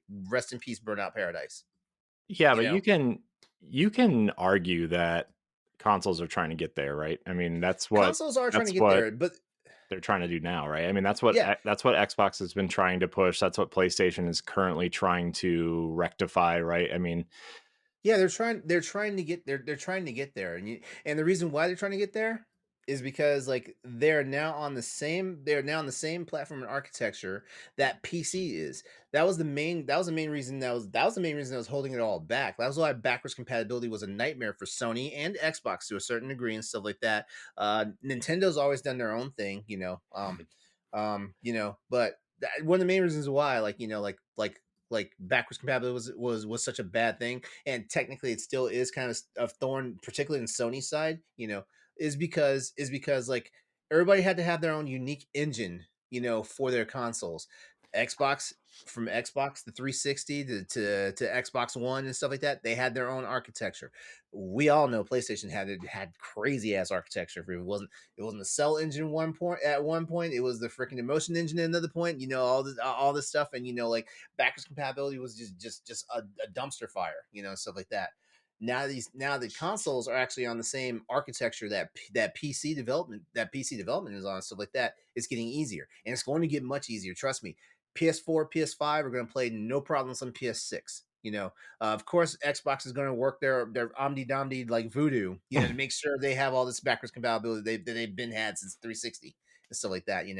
Nintendo, if Nintendo is smart, they will not have messed with the hardware that much to knock out everybody's Switch games well, and their digital library. that's the VGC just kind of put out that big story about Switch's hardware, kind of what's been shipping for them and what's kind of going to Nintendo and stuff, and everything points. I haven't really been reading all of it yet because I'm waiting for Yeah, Nintendo to come well, out and say something. I mean, we just had talked about it on PAL Block the past week, and it's basically it's going to be just a way more powerful Nintendo Switch that's backwards compatible digitally and physically. It's going to have the parts. How many teraflops is it pushing this time? VGC said it's going to be the parts that are shipping for it right now are about as powerful as an Xbox Series S and as fast. I don't mean to offend Xbox gamers, but that's kind of a slap in the face. It's powerful for Nintendo. Mhm. I know, Yeah, that's especially true. for handheld. I That's mean, true. also if its primary function is a handheld, like Clint just said, like that's I really don't care, right? As long as it plays my Nintendo games still. As my biggest thing is that I just want more power, and I want it to play my Nintendo games, and I want to play them. I want to play my old games on this console too. You know, I'm With tired of having to achievements and buy. faster loading times, I don't want to buy Twilight Princess for the 5th time. but you will. Ain't that the truth? Yeah, but you will. Yeah. No, I have to buy it for the 4th time first. Well, yeah, Love but that game. yeah, but ultimately what I'm saying is, like PC gaming is also not the promised land of gaming. I'm gonna tell you that right now. I have so many headaches, and What? going back to the whole optimization thing that Pat was talking about. Yeah, like do you guys know how I could not just you guys know how much like I wanted to play Dead Space remake when it came out. Do you guys know I did not actually play it for like play seriously for like the first 2 hours because I was tweaking all the settings. The Like first I was two going in there. hours. I was yeah, like I was like it downloaded it down because I had it on preload. It downloaded.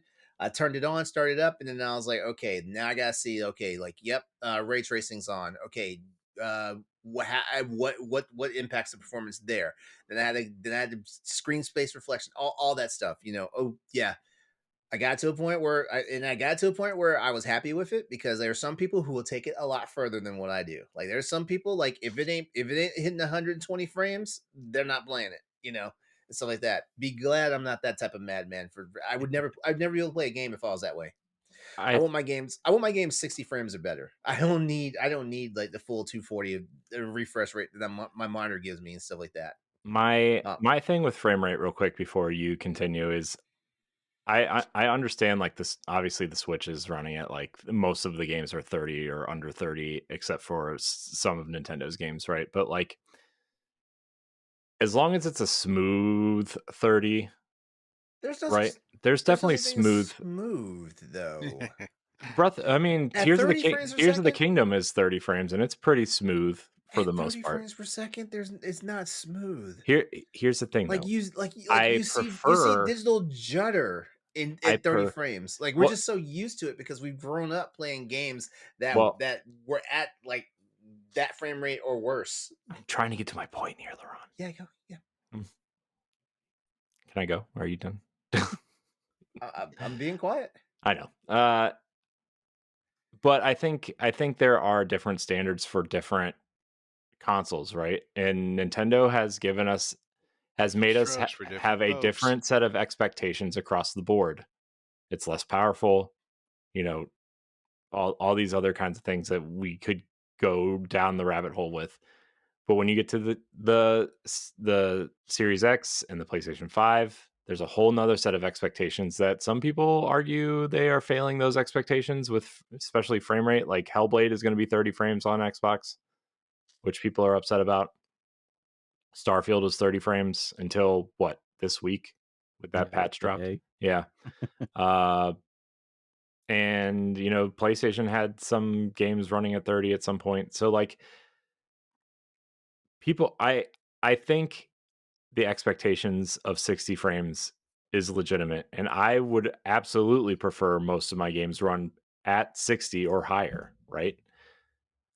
I also think it depends on the platform. Like if you're playing a handheld, like I know a lot of games on Steam Deck run somewhere between 30 and 40 depending on what kind of settings you pick. LeRon, you talk about the ROG Ally all the time and how you have to try to find that sweet spot of frame rate. Yeah, I do because I worry about performance at that point. Mhm. Okay. Number one, the ROG Ally is not the most powerful thing out there. I'm gonna say that right now. No, In I'm all I'm honesty, aware.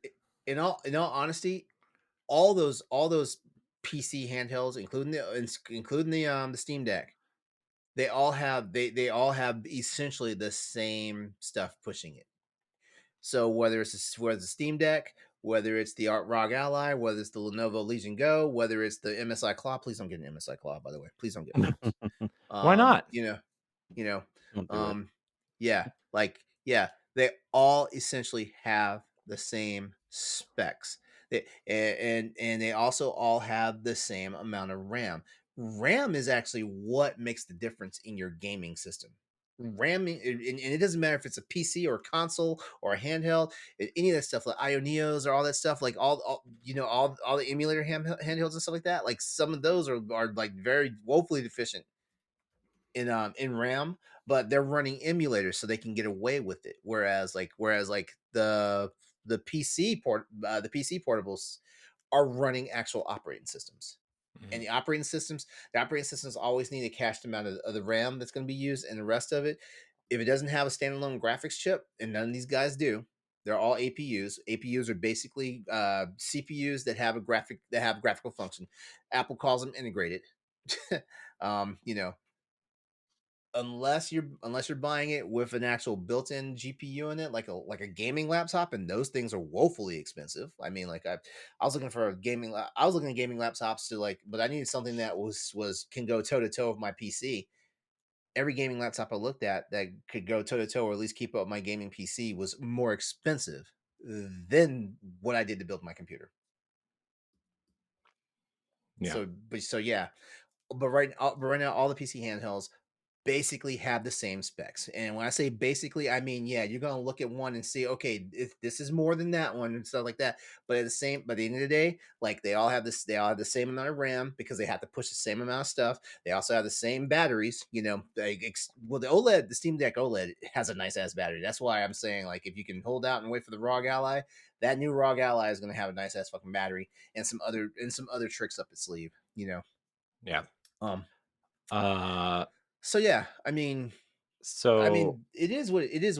Like everybody has to put up with their headaches. Nintendo gamers see Xbox and PlayStation gamers, and they have their headaches about why aren't our games like this and stuff like that.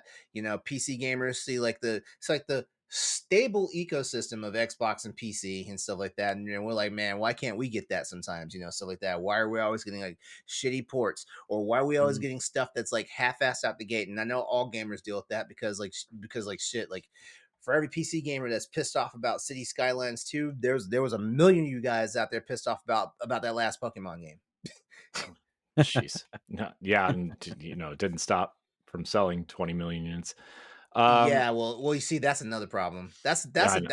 That's a gamer specific problem, not a a gamer specific problem. Yeah. But LeRon, it also doesn't help that there's like 150 trillion damn pieces of hardware out there for Nintendo Switch. yeah. Speaking of Switch, I put the link to the VGC article in the chat. Under that first advertisement, LeRon, is the listings for supposedly the specs of the next model. I don't know. 6 GB RAM chip. Which total of 12.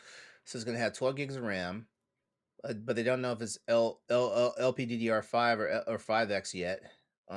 Okay. The Switch had 4, so that's triple the RAM Mhm. technically. Yeah. Another you list 256 gigabyte storage. It would be UFS 3.1, which is potentially speeds at 20. Okay, so that's UFS, is that unified flash storage? Is that what that means? yes, yeah, Okay. I yeah. thought so, but I just Yeah. So that's not that's generation 2 SSD speeds. Because Gen 3 started about 3,500. yeah. Compared to 32 gigs of storage, around 300 megabits per second. 300 megabytes per second. That's SATA speeds. That's DDR2 technology. In the PC world. Let's see. Comparisons, particularly because Nintendo's next console will use NVIDIA Tech and ARM architecture. Okay, NVIDIA Tech and ARM architecture. ARM architecture, it's called SoCs, system on a chip, which means like it's your CPU, it's your graphics card, and it's some other stuff. And I say graphics card very loosely because like Yeah. it has a graphics push, it has graphics tech in there and stuff like that. But this is where the whole thing about the balancing act with the RAM comes, because the RAM's going to be needed.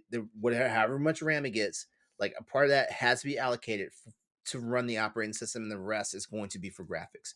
So if we in a perfect world, like you want to split it half and half, for CPU and GPU performance and stuff like that. But with Nintendo Switch, and this is not me just dissing the Nintendo Switch, they can probably get away with 4 gigs of the available RAM for the operating system side, and I feel like that's a very hefty allocation. And then the other 8 goes to that. They'll have a nice system. As a matter of fact, they'll have basically 4 gigs for the operating system for Nintendo's. Have you seen Nintendo's operating system? I know. That's why I say I'm being super generous. As a matter of fact, I'm My like floppy disks from 3rd grade probably could run their operating system. When I say I'm being generous about those specs, think Santa Claus at an orphanage on Christmas Eve generous. That's what I'm talking about. Oh, well, that seems, I don't know. Seems like an after dark topic to me, but there's Wow. yeah. I don't know. I just yeah. I talked enough about Nintendo. And also, by the way, for everyone listening out there, I'm not an expert. I work in a field that You're not? that I'm not. I work in a field that demands I be an expert, but I'm not an expert. I just know enough. I just know enough to understand like a lot of things. Like if this damn thing has DLSS, which I'm hearing is not going to have DLSS, but it's going to have an equivalent. That scares me right there. It's not straight up DLSS. Exactly. I know that from other reasons. Yeah.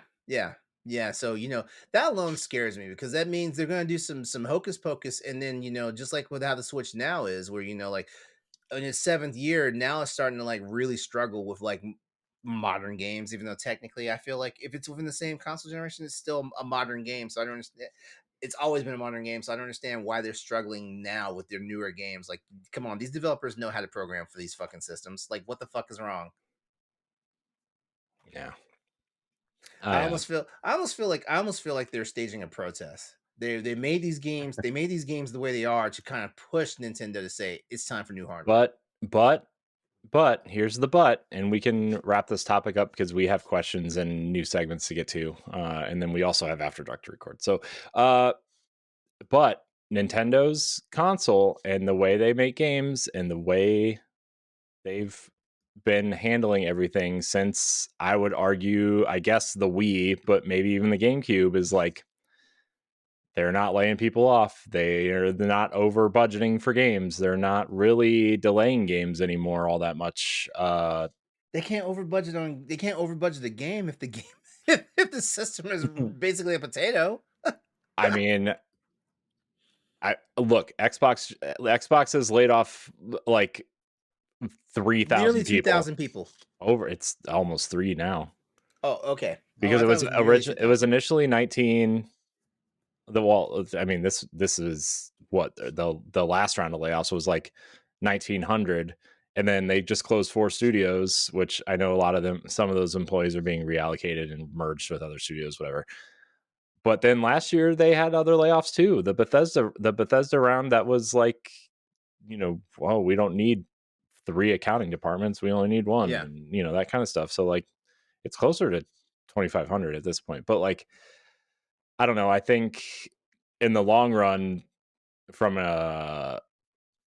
keeping talent, from just retaining talent, retaining smart budgeting decisions. No matter how much you want Link to talk, not hiring Troy Baker probably saved them a ton of money. Okay, just saying. I'm gonna say this. I'm gonna jump in here though, just briefly to talk about cultural differences.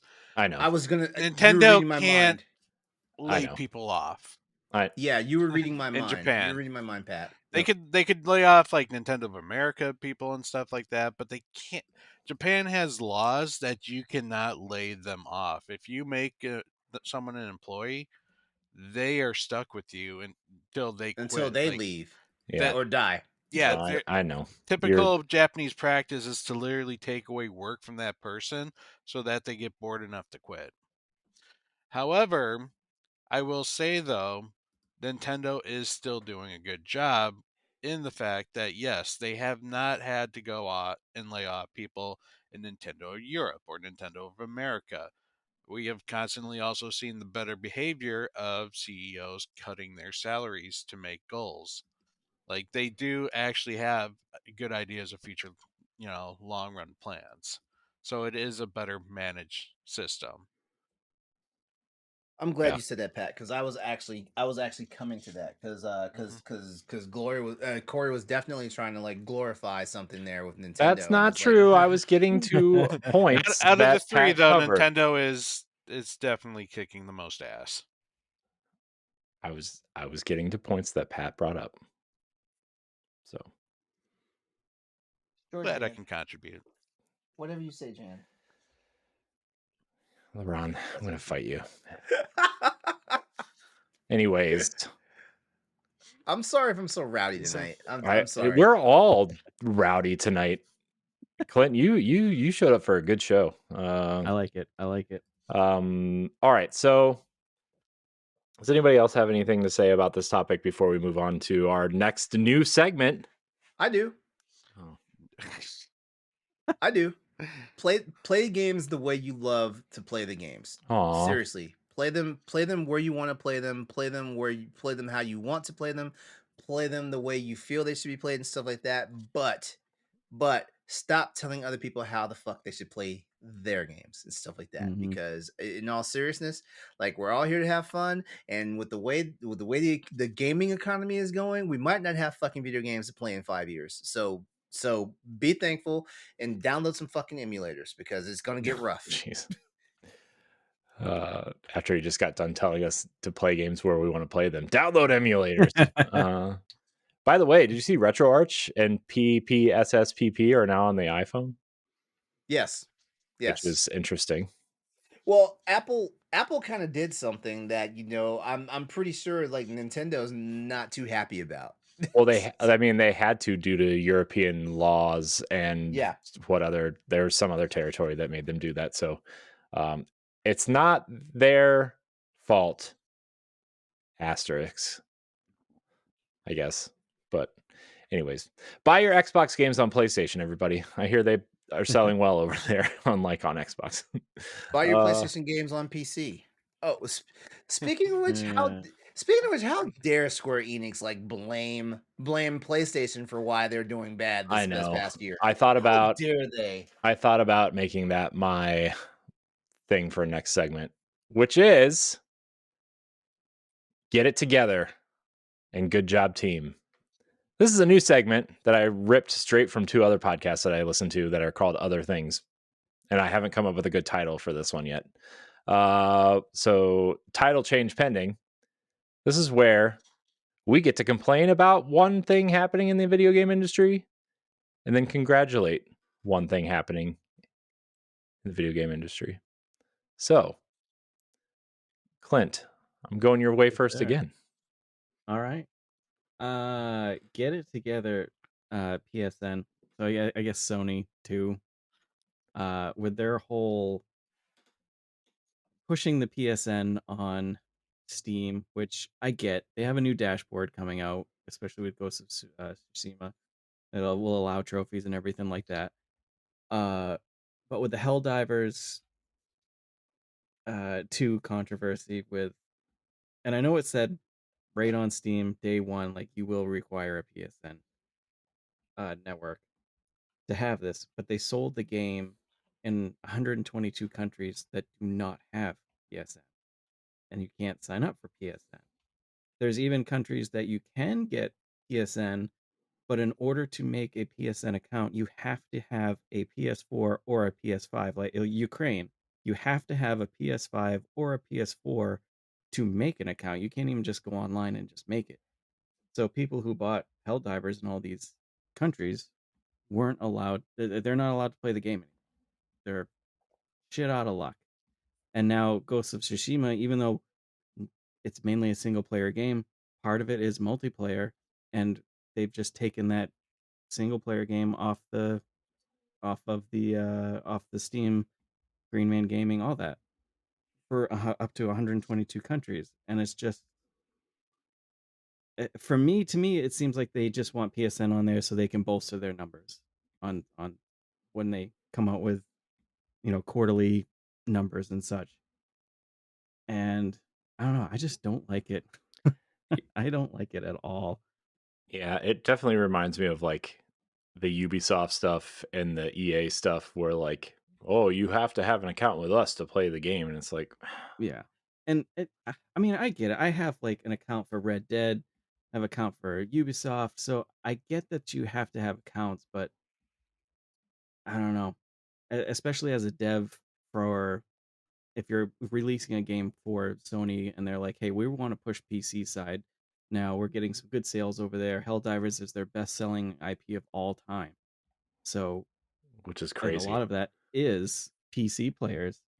So, coming from a dev team, do I want to make a game for Sony and not be able to release it to 122 countries when they put it on PC just because Yes. they want to push PSN, Yeah, you know? Sony needs to figure that shit out fast because like Yeah. I think they're starting to learn right now that's fucking with their money.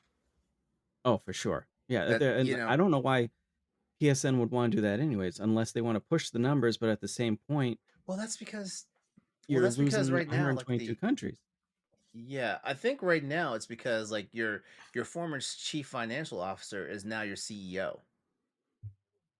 You know, That's true. Hiroki Totoki is technically the CEO for right now for all of PlayStation right now, Right. and Herman Holst is like I forget what his actual title is. I'm just gonna call him the director. You know, Mm, stuff like that. Director. But yeah, like I mean, like you've got literal numbers guy actually the CEO of PlayStation right now. Yeah. And I'm not saying Hiroki Totoki might be the reason why, like all of a sudden, we gotta like cram PSN down each other's throat.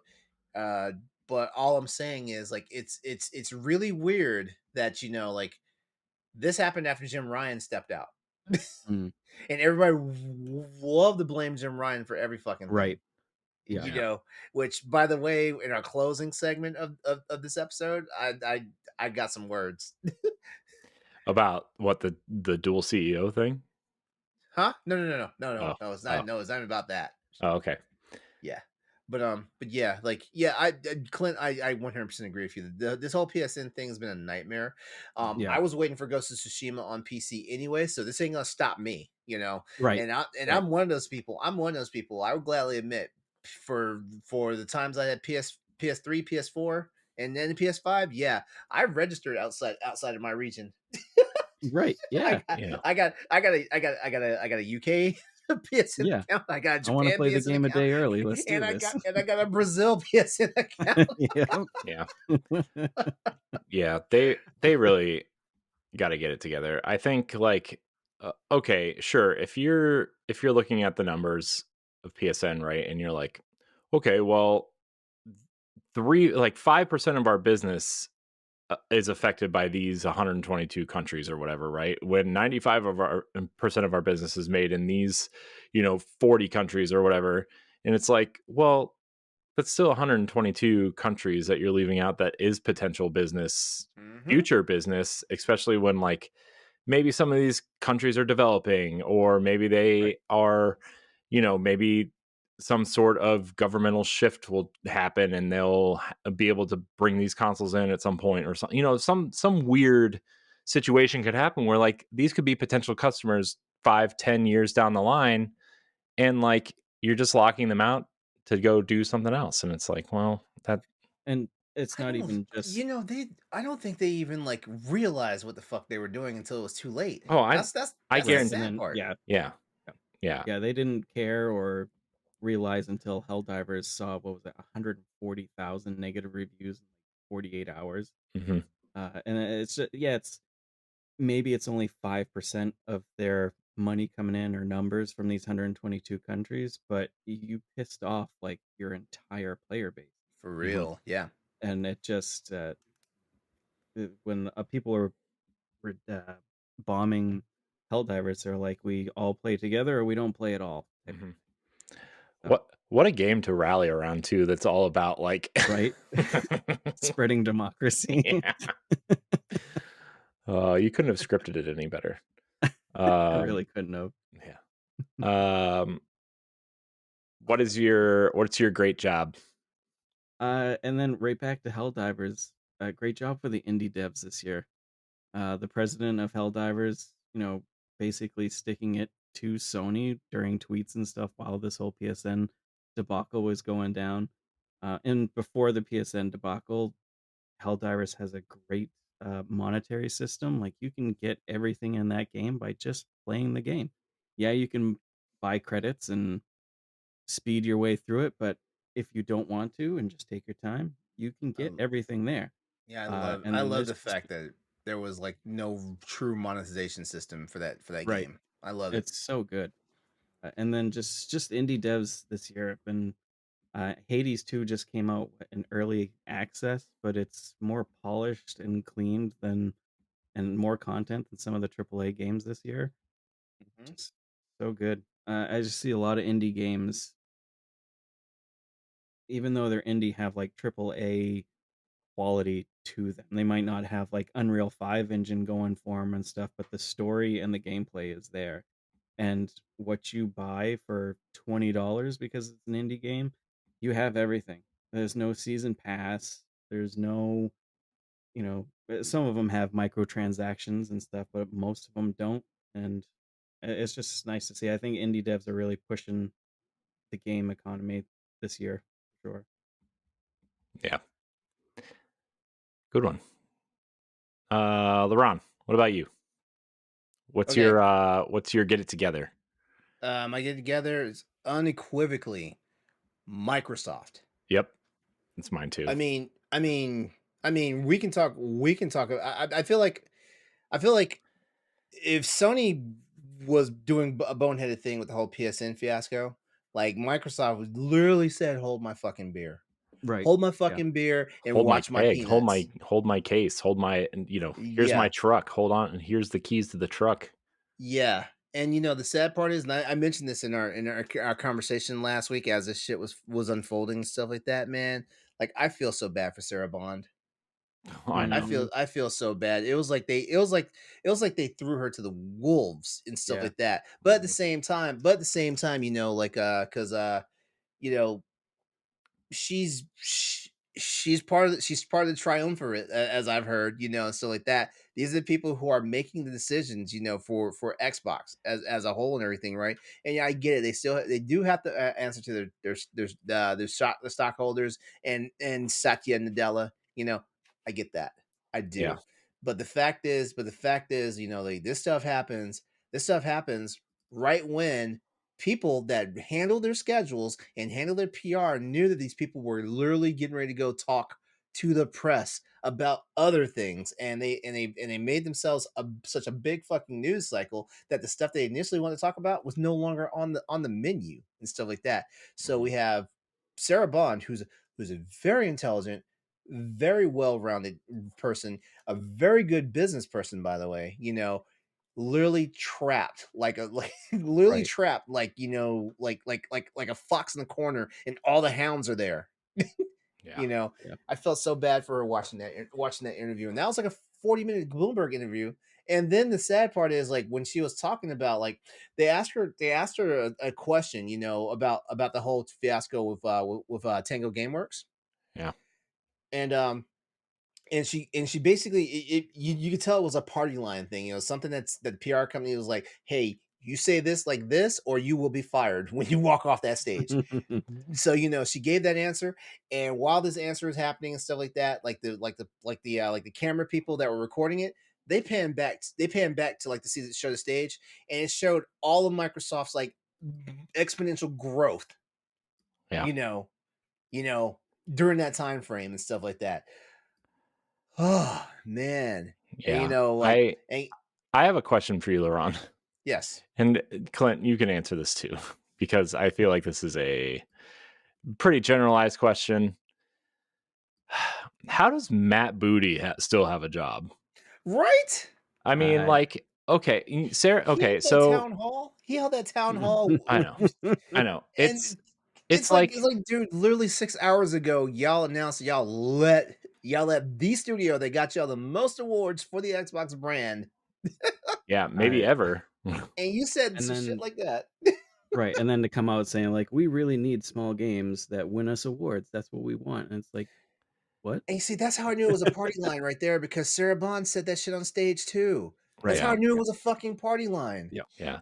And then they're gonna come out at the Xbox event and say, we're all about the games and the gamers Mhm. and the things, and everybody's gonna be like, no, you're not. Get You know off they're not even stage. going to talk about it. I I love I love it just for the simple fact is like Corey, how many times have you, me, Pat, and Stephanie said on these shows that the gaming companies are not your fucking friends? yeah, Right. they're just not. And like maybe we kind of like have toyed around with like, well, Nintendo doesn't talk anymore, like there's no Reggie or no Iwata anymore, right? Or even Bill Trennan, right? There's no personality there anymore. Or Sony, like Shuhei Yoshida is relegated to like indie stuff now, and Gio Corsi left and Adam Boyes left, and like there's no personality there anymore either. And it's like, well, maybe that's a good thing Right. Do we because really need Xbox it? talks way too much. Mm-hmm. Yeah. Mm-hmm. Sorry, Clint, I didn't mean to cut you off. No, no, you're fine. It's like, do we, really need it? Like when Phil Spencer came in and, I will say basically saved Xbox. It was nice at that point to see somebody that seemed like they cared type of thing, but that seems what like Xbox has been doing with these showcases. Put someone higher up out there and make you feel like they're one of us type of deal. But bottom line is they want to Yeah, yeah, it also feels like the shareholders are kind of like, like LeRon said, like Satya Nadella and like the shareholders, now that They spent too they much spent money. they spent $68.7 billion on Activision Blizzard, Okay, so all of us all the I looked at the adjusted costs for ZeniMax Bethesda and for Activision Blizzard. They Mhm, spent $100 billion. mhm. That's the adjusted cost. I know, and it's like, they, now that you spent $100 billion of Microsoft's money, now the penny pinchers are paying attention, and you're right. not going to be able to get away with Hi-Fi Rush and Pentiment, and even probably something like the Outer Worlds or something. Well, And the other problem with gaming right now is like, why does everything have to be fucking AAA? I think we talked about this a few months ago. Why does everything have to be AAA? I mean, Because apparently that's the direction all major companies want to go for now. yeah. So Because that's the one that makes the money. yeah, Mm. I don't know. We could spend a whole nother hour and a half on this topic, but I just that was my also get it together. Get your shit together, Microsoft, for real. Because I mean, like in all honesty, you know, I don't even have advice for you guys. I don't even have advice for you guys because like Microsoft, you guys make so much money. You guys make more money than I can even like Right. dream of making, or even imagine making, or even try to wish I could make and stuff like that. Get your shit together before you wind up being the next fucking Sega. Hmm. The next fucking Sega. And They, Sega went out on a they are. high note. You guys are not on a high note right now. I mean, they're going to. They're going to. Um, what's your good job? Capcom. Ooh, Capcom, great job. Great job. Capcom just announced their seventh consecutive year of record results, being pushed by like franchises like Resident Evil, Street Fighter, Dragon's Dogma, and of course the Monster Hunter franchise surpassing 100 million units sold. That's from 2004 up until now. 100 million units sold. They've yeah. been putting out bangers. Yeah, like Yeah. Monster Hunter World alone sold 25 million units. So that's so amazing. Yeah, and stuff like that. And Capcom, keep it up. Yeah, Keep it up. Like they're doing well right now. And I gotta say that. And Capcom has always been like one my favorite, like, my favorite publisher. Capcom's always been my favorite publisher. yeah. So yeah, just keep it up. Just just don't start, like huffing the glue or whatnot. Keep Keep your eyes on the prize and both hands on the wheel. That's all I gotta say about Eyes on the to the prize, both Capcom. Good job, guys. And where's my Monster Hunter 6? I mean, isn't it? It's called released in Wilds. Onimusha Yeah, isn't it coming next year? Isn't that the? Yeah, I know. next year, yeah. More Um, importantly, where the hell's my next Mega Man? jeez. Yeah. Well, the sad part is like we heard rumors and then all of a sudden they shut up. It's almost like they start assassinating the people that were leaking rumors about the next Mega Man game. Yeah. Well, I'll I'm just ready do. for Mega Man 12. Well, yeah. I'm just gonna do my great job right now because my get it together was Xbox. So I'm gonna say, and I can feel LeRon's eyes roll right now, but it's okay. I'm gonna say, great job, Nintendo. I feel like the Switch era is coming to an end. I feel like Nintendo has done a great job of managing their first party and portfolio. They just brought in Gio Corsi to manage, their third party relations and their indie stuff. And I think, with Furukawa coming out and saying that the Switch 2, like the next console is basically the next model of the Switch, according to this VGC translation that we read on Palblock, I think a combination of them managing the first party portfolio, them bringing in some people who have some credit in this industry to bolster their third party support, because that's like, if you're going to look at Nintendo, that's like the one thing that kind of has been weak for them forever is third party support. And they're being conservative with their next console. I think Nintendo is making a lot of smart moves in an industry that has a lot of problems right now, especially in the AAA, major developer publisher space. So, Pat, what's yours? Well, glad you asked. So my get it together is get it together, gamers. Seriously, all this freaking year, it's always something to bitch about. Bitch about this, bitch about that. Let's talk about 2 inches of fabric that are covering up a vagina bone. Or now, today, the release of the Assassin's Creed Shadows trailer.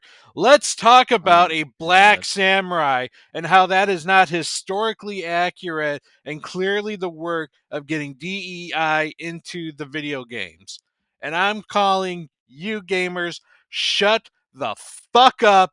Assassin's Creed has always been a historical fiction. You know what that means? It doesn't have to be accurate. It just has to have points from history that they can play on and expand. So what if he wasn't a samurai in real life? You know what? He was close enough. And the game can do whatever the fuck they want to do with this, okay? So just shut up and just let the developers cook. You If mean, you're that pissed off, you know what? Don't play the game. Just shut up and don't play the game. I'm Pat, you don't, tired of you all don't, this freaking bitching about every goddamn thing. It's a new thing every freaking week, okay? Take 2 goddamn minutes to sign up for a PSN account. Shut up and wear one of the other 800 costumes in Stellar Blade. My God, I have never seen a bunch of baby ass losers bitching about little tiny things when there are third or like major world issues going on. And here we are thinking the end of the world is on cleavage being covered by black sheer cloth. Get it together. can't wait for this Tell to us be how you clipped really out. feel. Oh man. I will say I love video games. It's easily my biggest passion.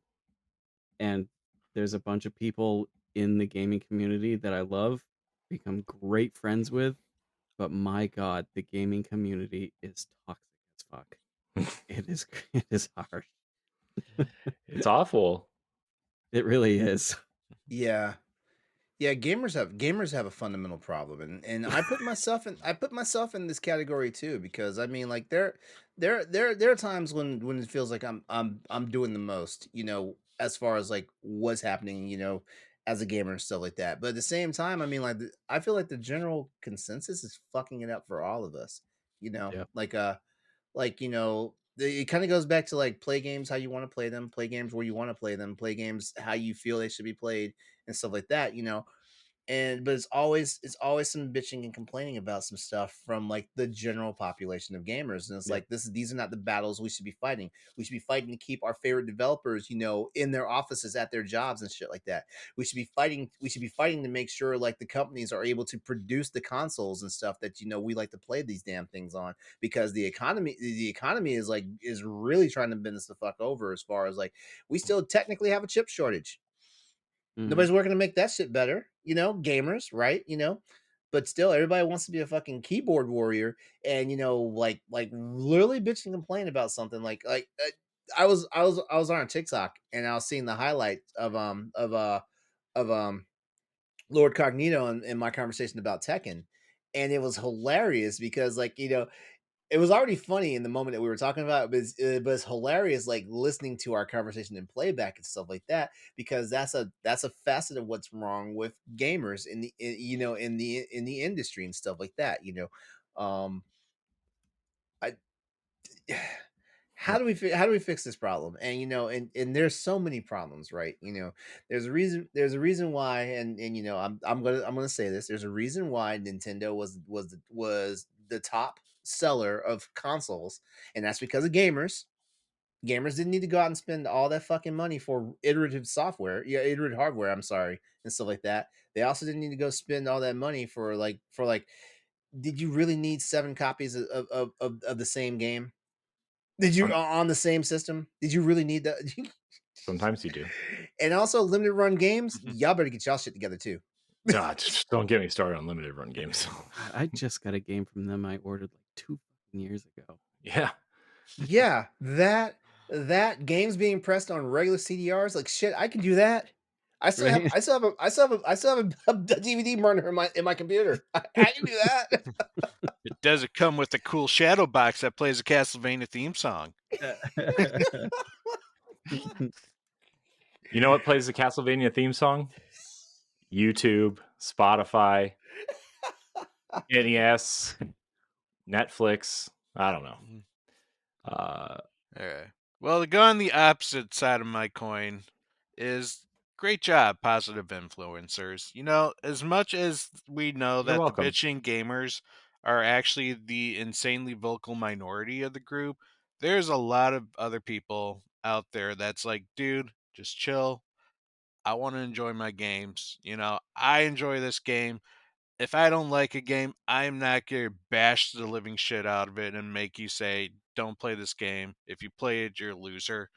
You know, they're there to just continue to promote the hobby that I always have loved. And, it's because of support from those people. Like, just throw it out there. Kim Chica, for example, an absolutely amazing person, and she still has that passion for video games and the video game developers that are making these games. And see such positive influences in the gaming is very refreshing, given how loud the negativity is currently going on in the industry. So, thank you. Continue being positive influences. For those of us who see it, we appreciate it. Yeah. Shout out. Shout out. All right, so we're actually going to skip listener questions because a lot of these I know revolve around Pat and Stephanie specifically. And Stephanie's not here. So we're going to do that. And also we've been recording for 2 hours and I did not realize that until about 10 minutes ago. Crap. So we're gonna save questions. Remember, you can join the Discord and write questions in. We will get to them next week. I promise. Maybe we'll just make all of the questions the topic for next week. It'll be a mailbag episode again. Yeah. So we're gonna get out of here. We're gonna do our final thoughts here. Just a quick 1 or 2 sentences about something you're thinking about. It could be gaming related, could be not, could be, I don't know, my lawnmower broke. and we had to replace it, so that was fun. That's a final thought. So, LeRon, what's your final thought? You said yours was interesting. Yeah. It's funny that Pat's get together with the gamers, because like technically I had something that I was gonna say to the gamers overall. Gamers, you guys need to immediately check your hypocrisy at the door, because earlier I mentioned about like how Jim Ryan is known with PlayStation, you know, everybody was dumping on this man for stuff that was out of his control. Everyone say he was a bad executive and a CEO for only being able to do the stuff that Sony allowed him to do. Because Jim Ryan is the CEO of PlayStation, PlayStation, but technically he still answers to Sony Japan, and stuff like that. How are you gamers feeling about our good and frosty Uncle Phil right about now? How are you guys feeling about that guy? Because Clint said it earlier, like he came in and he was the man that saved Xbox.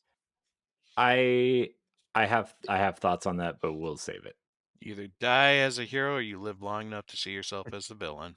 Well, no, I'm just Pretty saying, like gamers are turning on people quick, and that's what's happening to Phil right now.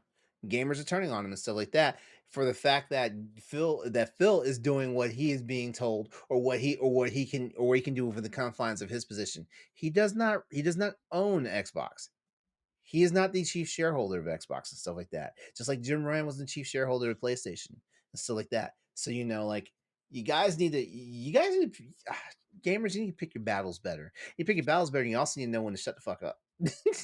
Because like the pendulum spins both ways, and sometimes when it comes back, it's all of a sudden a wrecking ball. Yep. Not the one that Miley Cyrus is on. I have comments, She can but buy we'll herself save those for flowers, later. Clint, what are your final thoughts?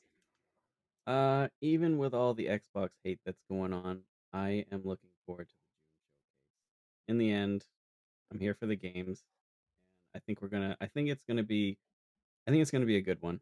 I think it's gonna be one of their best ones, especially coming off of this. They're really gonna want to show something. Yeah. Excited for probably the new Doom that's not yet leaked, but is Doom Year Zero, the leak. Doom, Avowed. I'm super psyched for Avowed coming out later this year.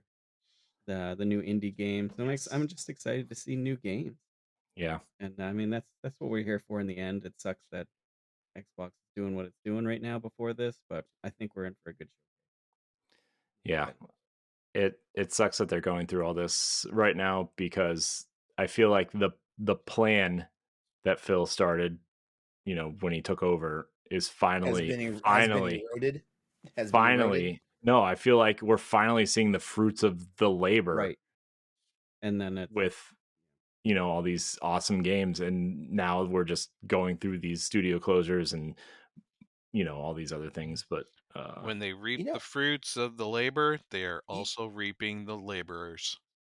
With all the shit that was going on with Sony last year, and even with the PSN Helldiver stuff, I didn't come down with trust issues with Sony the way I have trust issues right now with Xbox. Well, that's because Microsoft has a history of terrible communication, trust issues, all that kind of stuff. I mean, it started with Don Matrick in the Xbox One reveal. That's where it started, and it's still hanging over their heads, and it's still No. It goes back way further than that. Remember when they insulted the Japanese about the fucking Duke, the Duke controller? Remember that shit? Yeah. They made them their own controller. You guys. Yeah, but then we got Lost Odyssey, which is one of the greatest JRPGs nobody ever played. So good. It is. So good. And it's still locked on Xbox. Man, Mistwalker, that Fantasian better be making its way to consoles soon. It's rumored to be. So, Pat, what's your final thought? Remember when we said final thoughts should probably be 1 or 2 sentences? I know, but LeRon kept talking, and then I got excited, and then Clint brought up good points, and we just keep talking. Can't stop. Don't you like the format? Don't you like the format of the show though? Like we can actually come here, talk about stuff, and like be friendly. Even though I know Corey's wanted to throw hands at me like at least 4 times tonight. Yeah, but Like a it's bunch all of civilized adults here. it's all in good fun. Anyways, Pat, what's That your? was my final thought. Oh, okay. You're an asshole. And on that note, So my final thought's a little bit different. I've been doing this in various forms for 10 years now, and my first podcast was a Destiny podcast, and that podcast ran from House of Wolves all the way through Rise of Iron, and then we ended it, and then that torch is now carried with Tower Casuals, which is the Destiny podcast I do now. And about 2 years ago, I applied for the Bungie Creator Program, and this past week I got an email from some PR firm that was offering a free code for the Final Shape, and I was like, I don't understand what this is. I thought it was a scam, and then friend of show Danamac got a code, and then obviously friends of ours and it got codes through various outlets, and so I clicked the link, and it was an acceptance into the Bungie Creator Program, and it was kind of like this cool full circle moment for me, even though obviously Destiny and Bungie themselves have had some ups and downs. Like, it was kind of neat, and so that's just my final thought, I guess, is like it felt like a real full circle moment for me in terms of being a creator and just being a fan of Destiny, and it almost kind of feels like the story of Destiny itself, where like, yes, Destiny is still going to keep going after this, right? But like, it's going to be a new era of Destiny, and a lot of people are kind of wrapping it up with the Final Shape, and I don't know, it just kind of felt like we're entering a new era for us, and achieving things, and I don't know, it just felt good, I guess, is the word I'm looking for. But yeah, I don't know, that's my thinking final about thought. leaving, and they've just pulled you right back in. Yeah, well, I'm gonna play through the Final Shape. I don't know how hardcore I'm gonna play afterwards, to be honest. I've said that since the Witch Queen came out, so I want to see the story through. These characters are important to me. The story is important to me. But afterwards, unless it's something like, I don't know, I feel like it's going to be a Marvel situation where they're just not going to know what to do for a couple years, and then maybe something will happen. But that's it. Thank you. It could be a Final Fantasy 14 situation where they have another 5 story arcs planned. Maybe. So, thank you, Bungie, for the code. Thank you for the creator thing, Bungie creator thing. It was cool. So that's my final thought. I know it's kind of bragging. I don't mean to brag, but it was kind of just a cool moment for me personally. So let's get out of here. Thank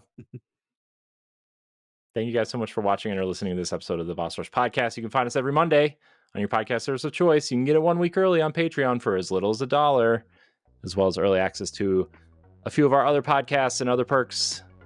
Patreon.com/Boss Rush Network. Of course, your listenership is enough for us, so subscribe wherever you listen or watch. LeRon, Pat, Clint, thank you guys for your time tonight. thank you. It's been a pleasure. Thank you, everybody, for watching and or listening. And until next time, we love you. Goodbye. If you want to see how you can become a Patreon producer, head on over to patreon.com/Boss Rush Network. The Patreon producers for this month are Adriel Munger, Austin Campbell, Celeste Roberts, Christian S., Sana Dierig, Francisco Santillan, Matthew Keel, and Todd Oxtra. Thanks for your continued support of the Boss Rush Network.